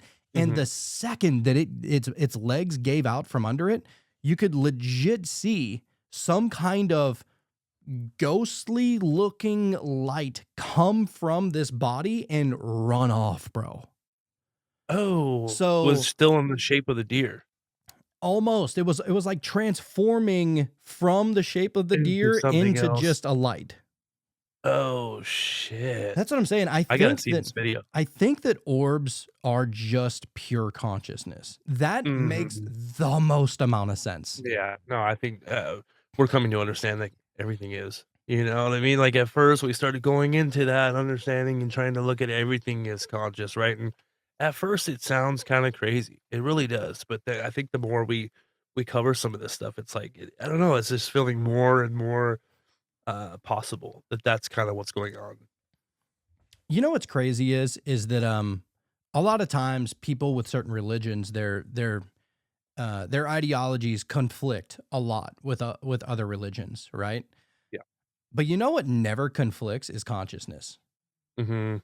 Like that Yeah. is across the board. If you are religious, even if you're not, most Mhm. people accept that consciousness is real, right? Not everybody, the Mhm. scientific community is coming around, obviously. Obviously with the tiny science, what is it called again? I always forget. Oh, Quantum mechanics. the quantum. Yeah, The quantum mechanics definitely understands that consciousness is a thing, and they yeah. Mhm. believe they know that that consciousness is experienced not only in the body. The consciousness exists outside of the body. That's what quantum Mhm. mechanics is so amazing at, is that they're doing the things that we always wanted science to do. You know, Mhm. and Yeah. and seeing quantum entanglement and all these other things, dude. I think we're having some breakthroughs on this episode right now. Uh, yeah, oh, no, that's it definitely feels that way, dude, but that's been happening a lot lately. It's funny because we go into an episode and we're like, "Okay, let's do NDEs, that'll be fun." But the goods are when things just kind of naturally come into thought and you're like, you start to break that down and all of a sudden it makes a lot of sense. You know what I mean? It's like, that's the goods right there, dude. I mean, you think about it. All right, so the first experience, she's up in the corner of a room, Mhm. and then she starts floating away and away and away, farther and farther and farther. That makes sense if she's an orb, Mhm. you Yeah, know? I don't know. absolutely. Absolutely.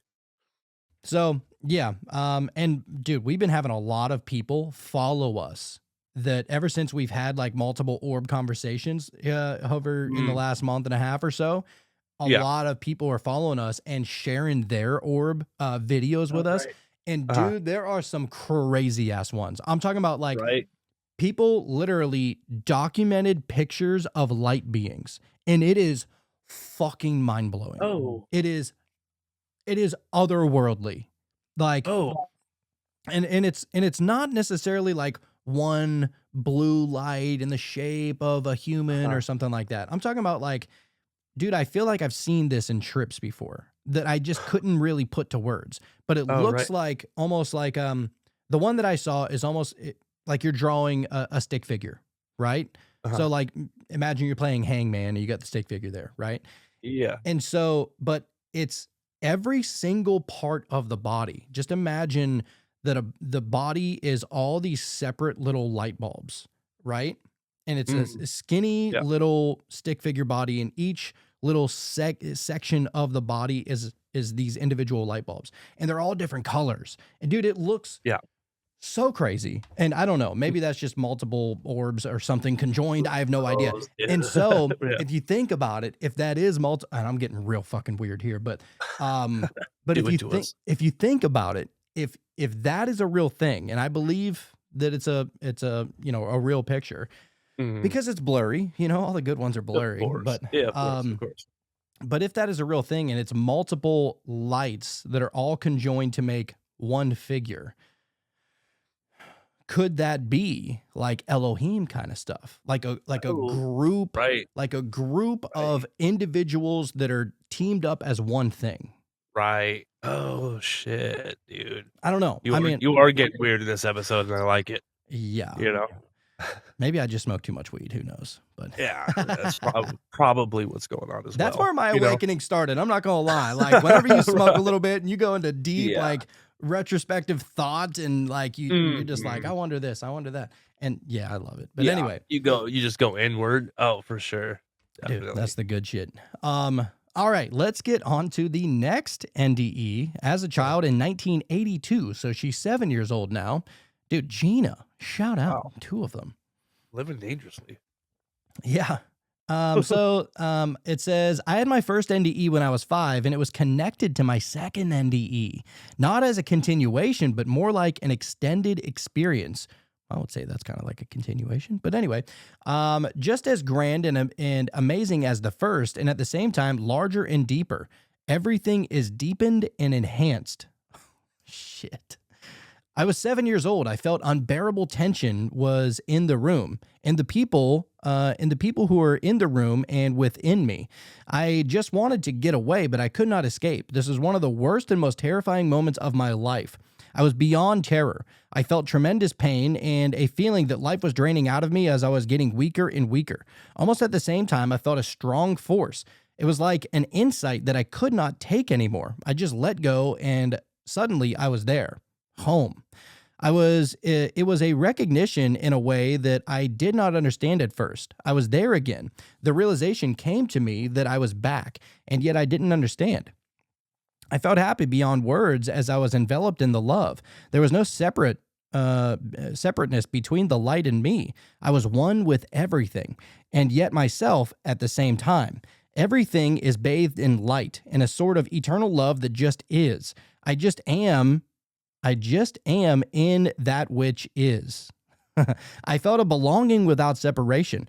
I am in the all, together with, in, enveloped, and enclosed. I am everywhere, yet myself, and with everything. That's the best feeling. Mhm. And it is as if there is a song within me, vibrating with tones inside me, around me, and at the same time, everything is so softly shimmering, quiet. The being of light was just there, as if he had never been separated from me at all, as if he had always been there, more self-evident than anything else. Behind him, there were 3 other beings of light, and right next to them, almost indistinguishable, were 3 people. They belonged with their respective being of light, and at the same time, it was as if all 4, my being of light and I, belonged with everyone. We are one and yet separate, as if we all merge into the same band of light beyond us, and yet here we are in what we are in. We talked without words, the being of light and I. I saw a cherry tree. It felt like it was my tree. I was there. I recognized it with my whole being. Right at the foot of the tree lay the fire orbs, many of them in different sizes. I asked a lot of questions. The being of light and I conversed. All questions were woven into each other, as were the answers. They could not be separated. We knew everything, and at the same time, all questions existed simultaneously. I asked who the other 3 were and the 3 people who belonged with them, in quotes, belonged. You don't know it now, but you will understand it in your future, not here. What future? What is that? The future that is yours. We talked about everything. I knew and understood everything. He knew that I knew, and we existed. I told him that I could not handle what I had to do, that I had made many mistakes, that I was not succeeding, that I did not have the strength, as if I was shrinking and cowering at the same time. You're a human being. Straighten up. You're a child. Play. I ran, jumped, and swung. There were lots of children. We had a fantastic time. We fell off the swings, yet no one got hurt. We climbed all the trees. We bathed. We swam. We dove in the most amazing waters. We flew. We swam. We danced. Everything was done in love. It was all greater than everything. We talked. We knew everything. We laughed and joked. All around were people as light who were observing us with warmth and care. Play more, we were encouraged. Some light people were farther away. I knew they belonged to me, but not now. That was a long time ago, in other times. Around the cherry tree, which was my tree, some children walked. They were not playing. They were just around the tree together with some beings of light. I saw them receive fire orbs, and then they were gone. I sat with the being of light in the greenest, softest grass I had ever experienced. I knew about the past, the before, and we talked about things one must not forget. This is very like esoteric a bit, I think. This included times before this life about missions, truths, and untruths. We talked of pains that do not exist, that love that does not exist in certain spaces, and love that is all that exists in all spaces. I didn't say a word. The being of light said no words, yet the conversation was intense. We were in the space, the sacred, and the presence in an unlimited, infinite consciousness.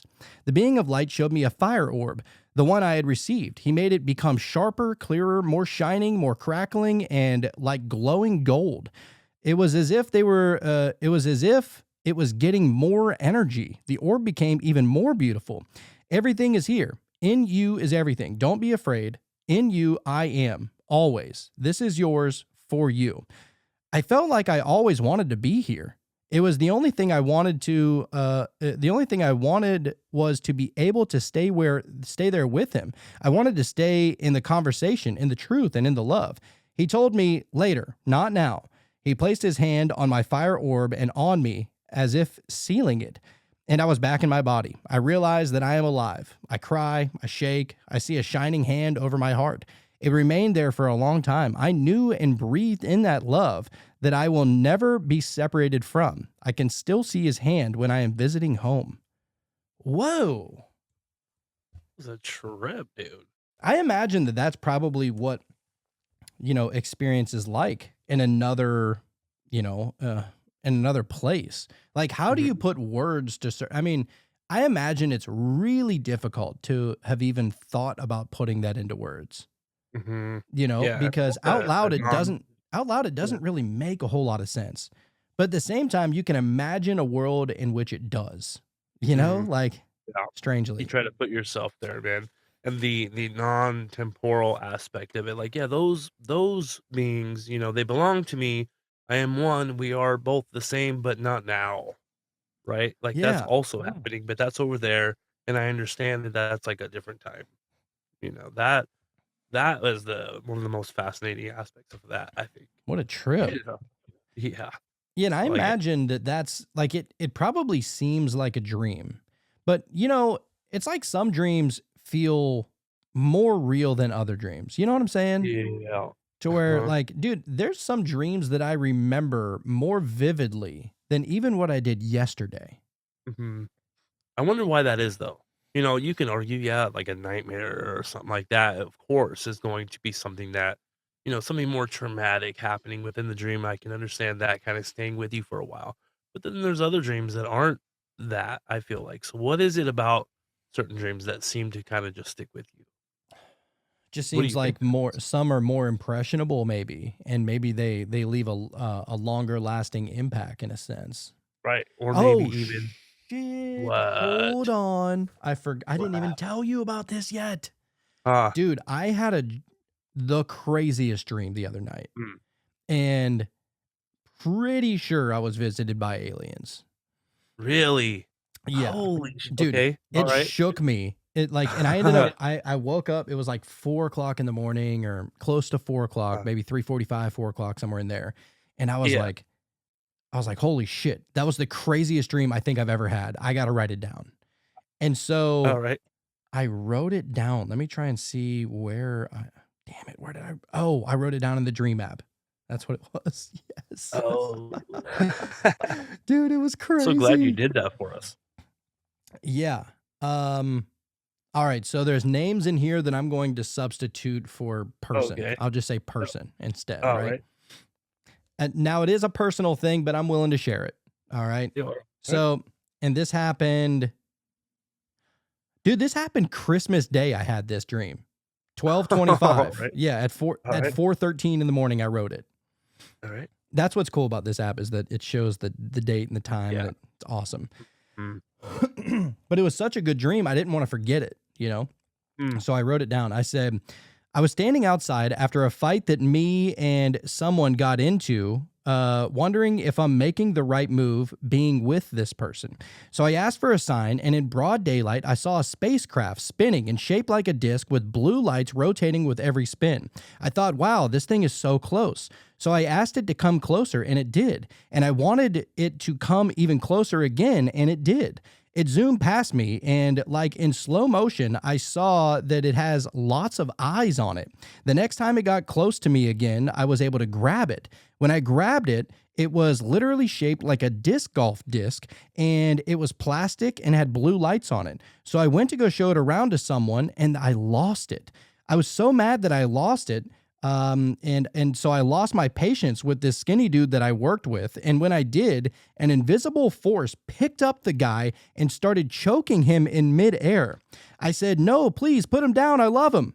And I think that that guy was actually the grown-up version of my nephew, right? And so I said, "So put him down." Then I walked around and I saw someone put on a chalkboard that said, "Jonathan left me again." And I saw her on a date with a girl, actually. It was like the next few moments I saw her on a date with a girl. And I was like, oh, okay, all right, whatever. All right.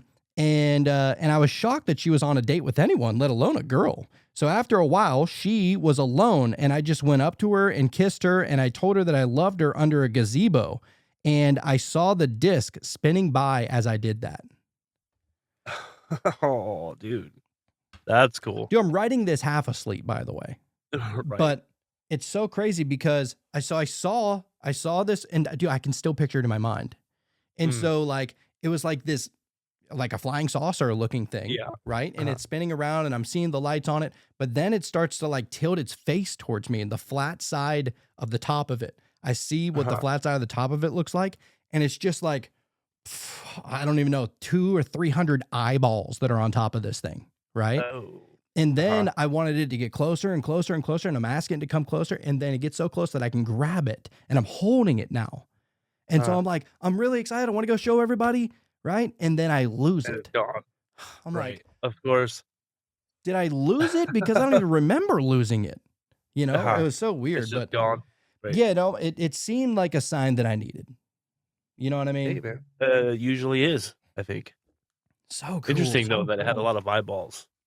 Whenever I see something like that, I just think consciousness.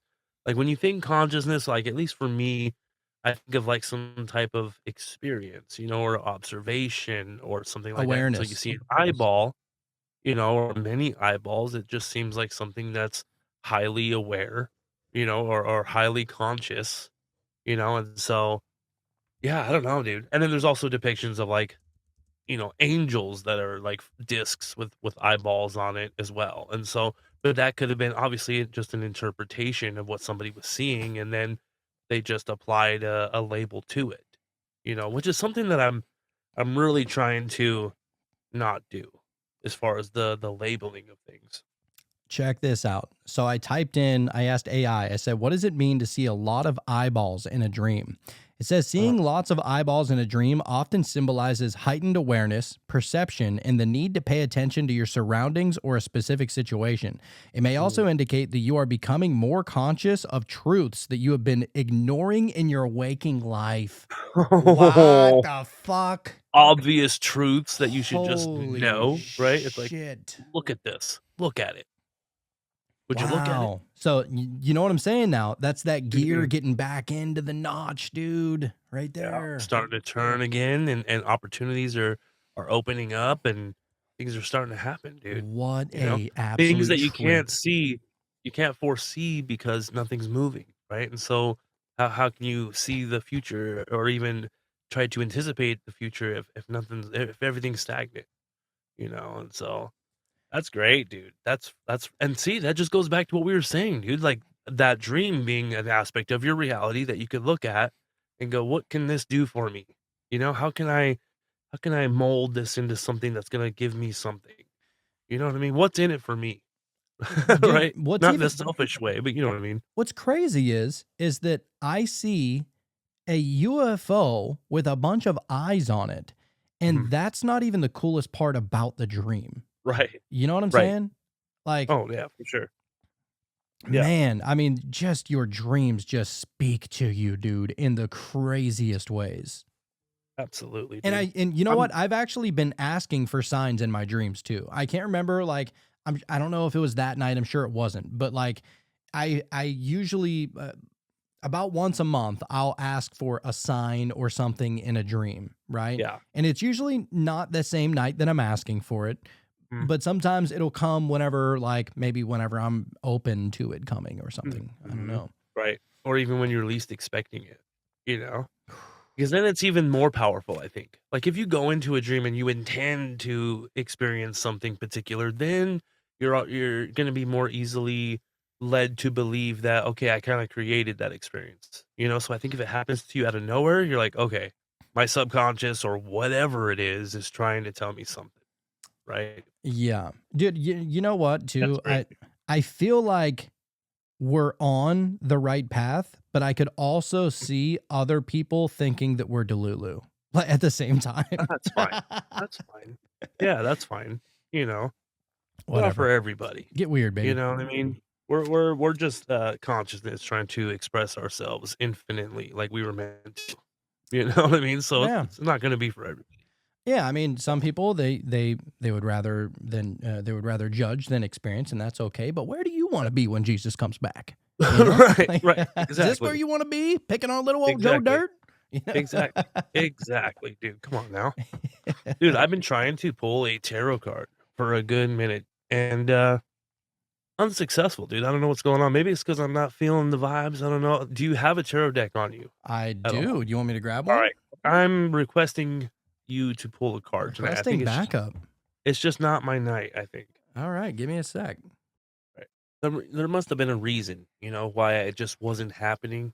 And I feel like I'm out of sorts. I'm still trying to get better, man. I can't even breathe through my nose and I'm trying to talk and it's just like taking me out of it. So what'd you get, dude? We got the Ace of Cups. Oh, all right, cool. Love it. Great one. Perfect. And in the Mm-hmm. picture, it looks like a get out of here, dude. Now, I don't. This is a tarot deck that I've told y'all about. That it's a tarot deck that you can color and make it your own color in your own kind of way, Mm-hmm. right? But it has Yeah. the image. And so I actually gave this deck to my mom for Christmas last year, and then for my birthday this past year, she sent it back to me colored in, right? Oh, that's Um, cool. yeah, Yeah. both. So my mom colored the actual image, and my dad colored all the backs of the cards. So it's pretty cool. Oh, that's cool. But the image itself, which is really crazy, Mhm. it has a bird, as you can see right here. The green Yeah. screen's kind of throwing it off, but this little circle Mhm. right here, it looks like an orb actually that is Of course, going right? in the direction of a cup that is overflowing with just too much, Oh, right? And right, it's being right. poured into a hand that is up in the clouds over water. So it's Ace of Cups. Mhm. Um, Right. so the Ace of Cups, the gift of new love is presented. Be open to receiving this gift from the divine.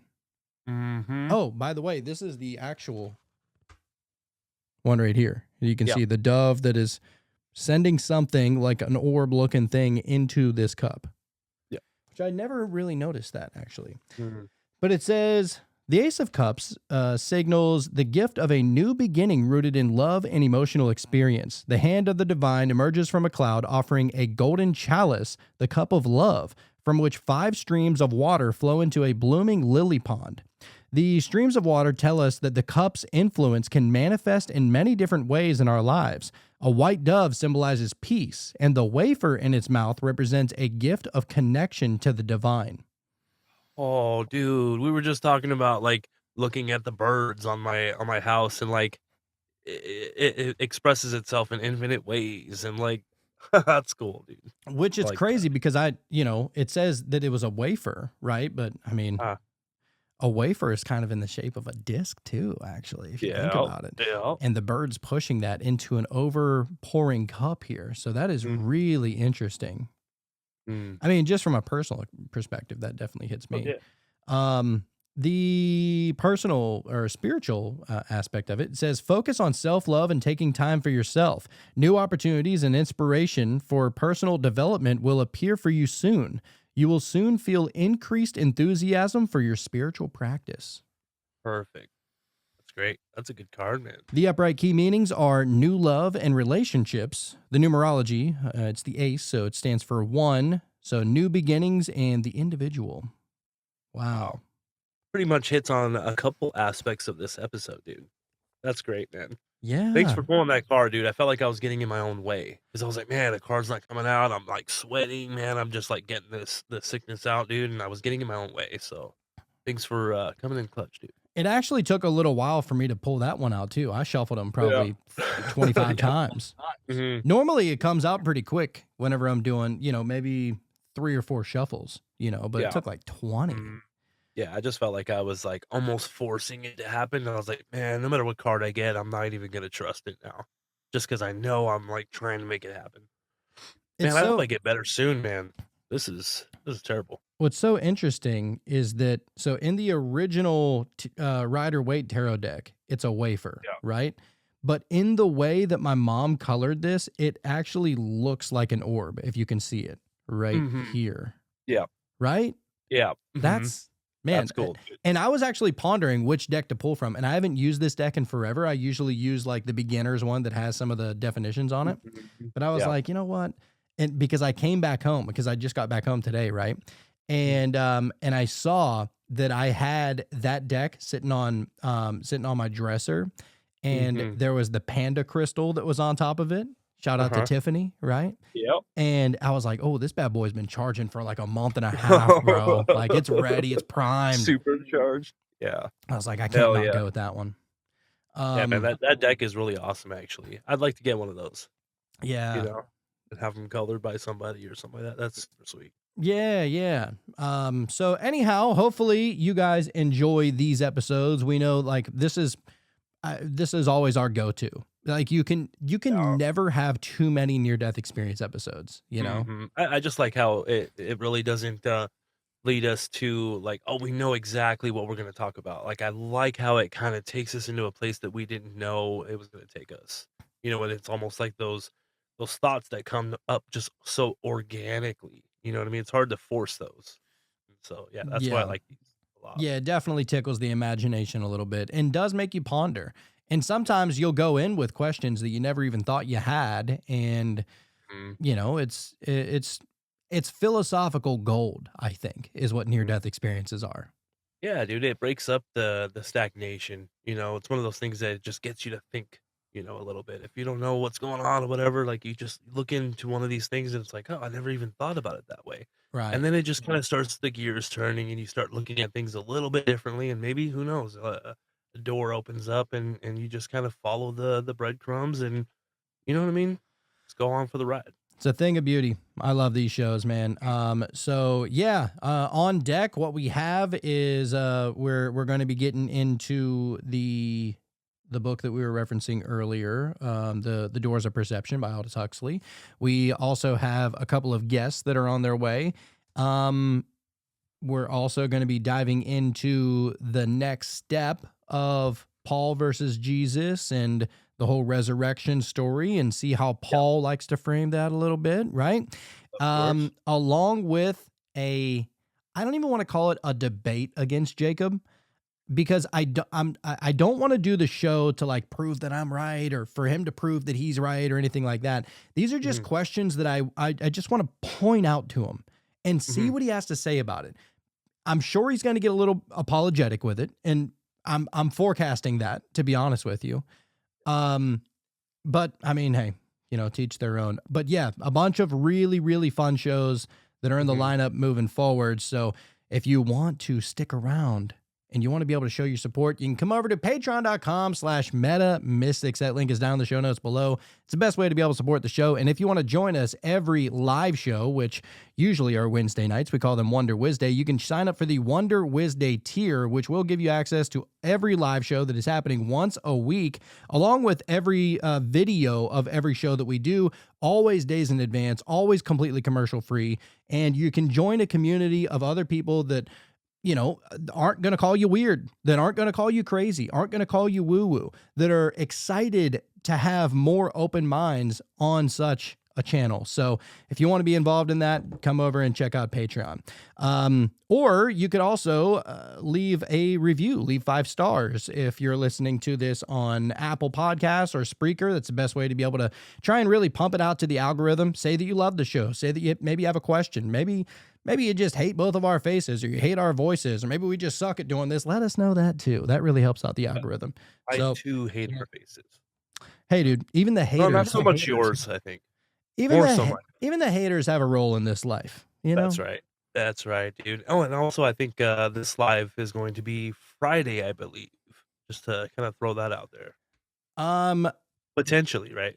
It's either going to be either Thursday or Friday. I don't want to set it in stone because we have a guest Friday night, and I'm not sure if that is going to be a live or not. Oh, okay, that's fair. Okay, sounds good. But yeah, we will let everybody know in Patreon. That being said, anything else, Sean? Any final words for you, sir? Oh man, I think we're good. I think you know that thought that I was thinking about earlier was, you know, people sometimes will ask us because they're interested in starting a podcast or whatever, and we were kind of talking about like just start, you know what I mean, like start the movement, and that's kind of what happens. Like as soon as, because so many people are like, well, I don't know, you know, I don't know what to call it, and you can apply this to anything, not necessarily podcasting, but you know, you try to plan too far ahead. I think that's what I was talking about, and it's like it's too hard to do that, you know. Just take the next step, you know, and then take the next step, and that's when things start to move for you. So, but yeah, dude, this episode was really great, man, really good. And there's I love those moments in there where you're like, holy shit, like we're on to something, I think, you know. Yeah, dude, it is quite eye-opening and awakening and download-esque. So yeah, like we said, if you want to show your love in the best way possible, check out Patreon, leave us some reviews or what have you. Also, you can come and check us out on Instagram and TikTok. That's where we post all the shorts of every show. So maybe you don't have time to listen to every single show. We try to get as many clips from almost all the shows up onto Instagram and TikTok. So go and check us out over there. Our TikTok's actually growing. So yeah, you're doing a great job, dude, making those videos, by the way. Hey, dude, I try to, you know, I try to bring images and video to life rather than just seeing two jagoffs like behind a microphone. You know what I mean? So good yeah, we'd really appreciate if you went and followed us over there and like some of the videos and repost and favorite and all the fun jazz. So anyhow, look, we're going to get over to the meditation, but if the near-death experiences came here and they taught you anything, it's that you don't know what you don't know. So don't just get weird. Stay weird.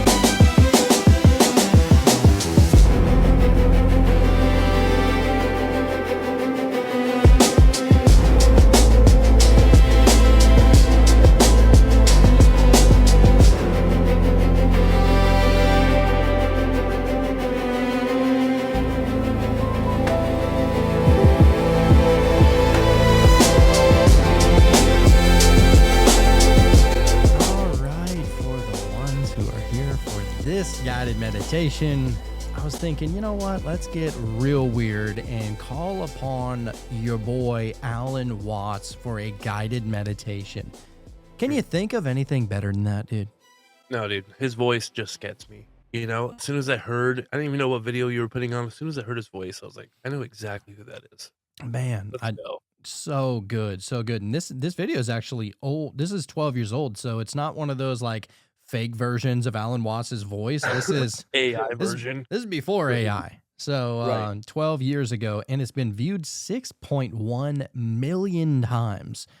So you know you got a goodie. And shockingly, it's 14 minutes and 44 seconds long. So we about to get all the way weird. Sean, are you ready, sir? I'm ready, dude. Let's do it. All right. We're going to start it here in 3, 2, 1. Let go. Man, there is definitely something about him and the way that he saw the world and the way that he could just break it down into bite-sized chunks, easy enough for you to be on the same page with how he describes everything. Oh, yeah, dude. I feel like there's a few things that you could take away from that meditation. Not even just for meditation, but just in your daily life, you know? and really trying not to identify the individual sounds that you're hearing and just kind of let it be a happening. I think that there's something liberating about that, because there's so much noise in the world. And I say noise not just in the sounds, but just in general, whether it's information or your social media or your boss being a jerk or whatever. There's just all this is just it's chaotic, and if you can just go into that mindset of like not trying to label every little thing that's happening, is just understand that it's just one big happening. And you can kind of just like bob and weave and like, you know what I mean? And find that path of least resistance if you want to, kind of thing. And that was great, dude. I used the mindfold. I forgot how awesome that thing is, dude. I kept my eyes closed for probably 90% of it. And the last little bit, I opened my eyes and I was like, "Oh, that's the void," and then I for just a moment, I was, like, trying to understand or try to put myself in your shoes, of being in the void and, like, how scary that must have been. Like, I understood that I was wearing a blindfold, and so really it was just the visual aspect of the void, but the visual aspect of the void on top of the emotional distress and, hopelessness and just, you know what I mean? But Dude. yeah, Yeah. that was a great meditation, though. Really, I'm glad it was, one of those a little bit longer ones for sure. Yeah. Yeah, that was great, dude. I never really thought about the way that he put with the whole breath comparison. That Conscious it's and unconscious happening, yeah, it's voluntary and involuntary in the it same just depending sense, on your awareness of it. which is, I don't know if anybody has ever, surely we've all done this, I would imagine, but if you ever get to that, like, maybe you get like too stoned or maybe, or whatever is going on in Yeah, your life and you're like, uh-huh. oh my God, I forgot to breathe. And now You you're have like, to you're right. oh my God, what if I forget to breathe again? Right, right, you And feel more responsible for making that happen. you're just like, all right, I'm going to breathe.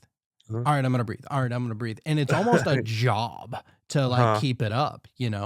And then eventually you forget that you were even keeping up with the job.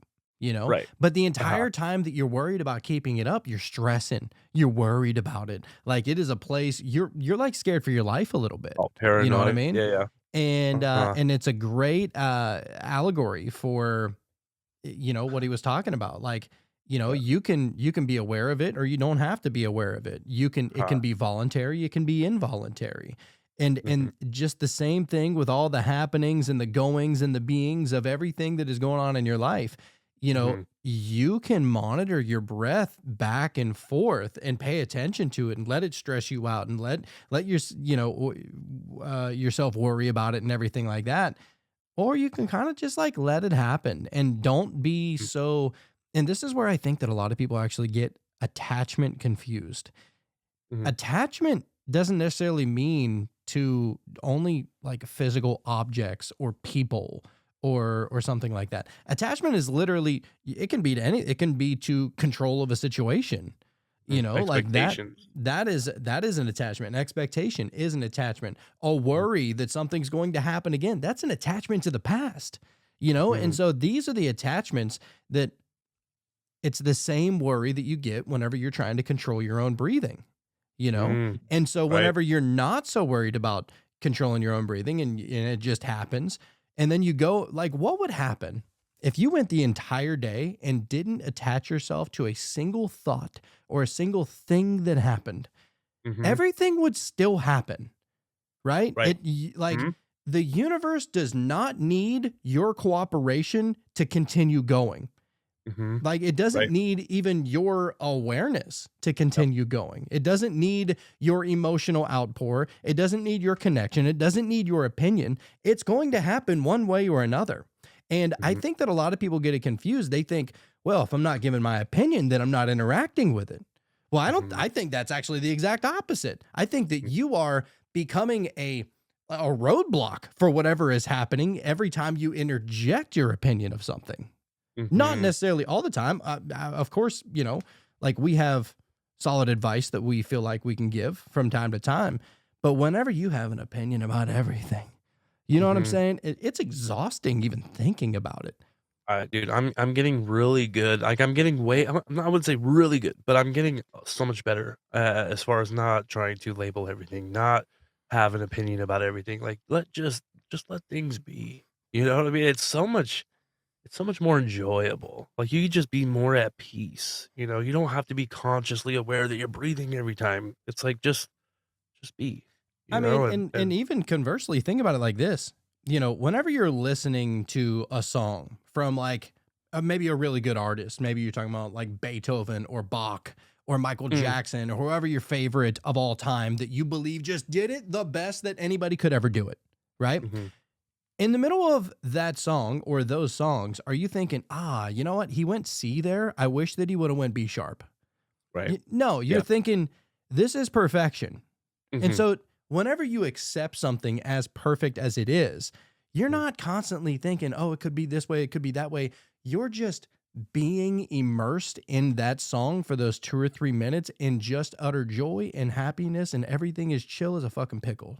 You know what I'm saying? And I Absolutely. wonder what would happen if you allow the rest of your life to be that way. Yeah, I mean, you can't change the world, you change yourself, right? So, that's what you're responsible for. You can just, try to control the way not I don't wanna say control, but just have a better operation when it comes to how you're experiencing the world around you, and so you can change that, you know? Instead of and, you know, isn't it interesting that confrontational people seem to find a lot of confrontation, you know, or dramatic people seem to find a lot of drama, like, there's no coincidence there, you know? And so if you are not labeling and being so highly opinionated about certain things, then you're not finding all of the negative aspects of said thing, you know? You're just kinda flowing with it, you know, and bobbing and weaving, and that's the way, man. I mean, and you can really sell yourself into a story. You know, Oh, like, yeah. let's say you go to the library and they don't have the book that you're looking for. You have a couple of options about what could happen right there. And I feel like the people that just let every single little thing bother them, them not Of finding course. that book is literally the end of the world. How could you not have this? What kind of library are you? What kind of How librarian are dare you? they? Are you not Right. connected to the rest of reality? You know, Yep. just completely blowing a whole gasket, right? The same Mhm. person. Maybe they're having a better day. They decide to walk into that library. They're looking for a book. Oh well, they don't have that book. Maybe I'll find it somewhere else. Mm. What do you think the next domino for each one of those people is going to look like moving forward in their day? Oh, yeah, no, it's obvious. You know what I'm saying? Yeah. Like, just the experience of each one of those is so polar opposite of each other. Because, yeah, sure, you don't find the book, right? But then you find a different book, and you're like, "Oh, shit, life just presented me something that I wasn't expecting." You know? And then you get to learn something that you didn't even know was a thing, and all of a sudden, that book led you to some other author that also understands conscious or has thought about consciousness or whatever the thing is, you know? It's like, just let life be, man. Stop trying to control everything. And just be in the flow. You know what Mm, I'm saying? Like I feel like anytime you're judging or you're opinionated or whatever you identify as or what other people identify you as, you know, that's unflow like. It's not to even say that it's not meant to happen because I think that everything that happens is meant to happen, right? But as far as like you being in union with everything, that is what pulls you out of it. That's what pulls you out of the flow state. And so it's like, you know, perfect example, and many people have used this before. mm, All right, so you see a creek, right? And the creek always. Do you think the creek like comes up upon a big old boulder? It's like, oh god damn it, this yeah, yep. boulder is in the way. Who put this Of fucking boulder course, here? of Who course. who in their right? Who's the genius that Yep, decided to put this right here? You know what I mean? It real just. dipshit, Do you think yeah. it ruined the water's day that a boulder was right there, or do Mm, you think it just like, I'm gonna find another way around it? mhm. Didn't You what just go right around it, dude. didn't even have an opinion. Was just like, Mm, I'm gonna do what I gotta yep, do. yep, You know, yep. Mhm. Zero judgment against said boulder, you know? water don't give a shit. It's just gonna Yeah, flow either way. you don't. Yeah, that's it, dude. So That's it, man. Oh, man. that's the So goods. good. So good. Anyhow, all right. Well, let's bus up out of here. Thank you for everybody that has stayed with us this long. I always wonder how many people listen to like the after epiphanies of a meditation. Yeah, and sometimes it is just what it is or whatever, but sometimes, we find something in there that's really powerful and really like, oh, you know what I mean? And we really go deep into it. And so I really hope that more people do actually listen all the way through, but it is what it is. Yeah, look, if you're watching it on Patreon, then leave us a little comment and say, "Hey, I made it this far. I was the one that was listening." Or if you're listening on Spotify or Apple Podcasts, you can do the same thing. Just leave a little comment there. It'd be good to just see, like, I don't think that we're wasting our time either way, whether there's hundreds of people listening to the end or if there's one person listening. I mean, that's what we like to do, and we're gonna keep on doing it. We're gonna keep doing it. Yeah, for sure, dude. Go with the flow, man. Look, you can't be a mystic and not meditate. No, I always find it so fascinating whenever you ask like a witch or a magician or a wizard or somebody that is within the spiritual realm, like, "Hey, do you meditate?" I try, but I can't. I'm like, are you what you claim to be? Then? Right. I'm like, meditation should be the number one thing that you master first before anything. Yeah, all is mine, dude. Yeah, man. Big time. Yeah. So, anyhow, we love y'all, and we'll see you on the flip side, I guess. Imagine what would have happened if we hadn't attracted the magic we had back when we couldn't fathom. Life is a fantasy, not with the vanity, not the way it was back then. So I grab my pen and write it down like a scripture. Mr. Mystic, making hits for the misfits. The show where you don't know what you don't know when it's on again with Sean and Jonathan. Yeah.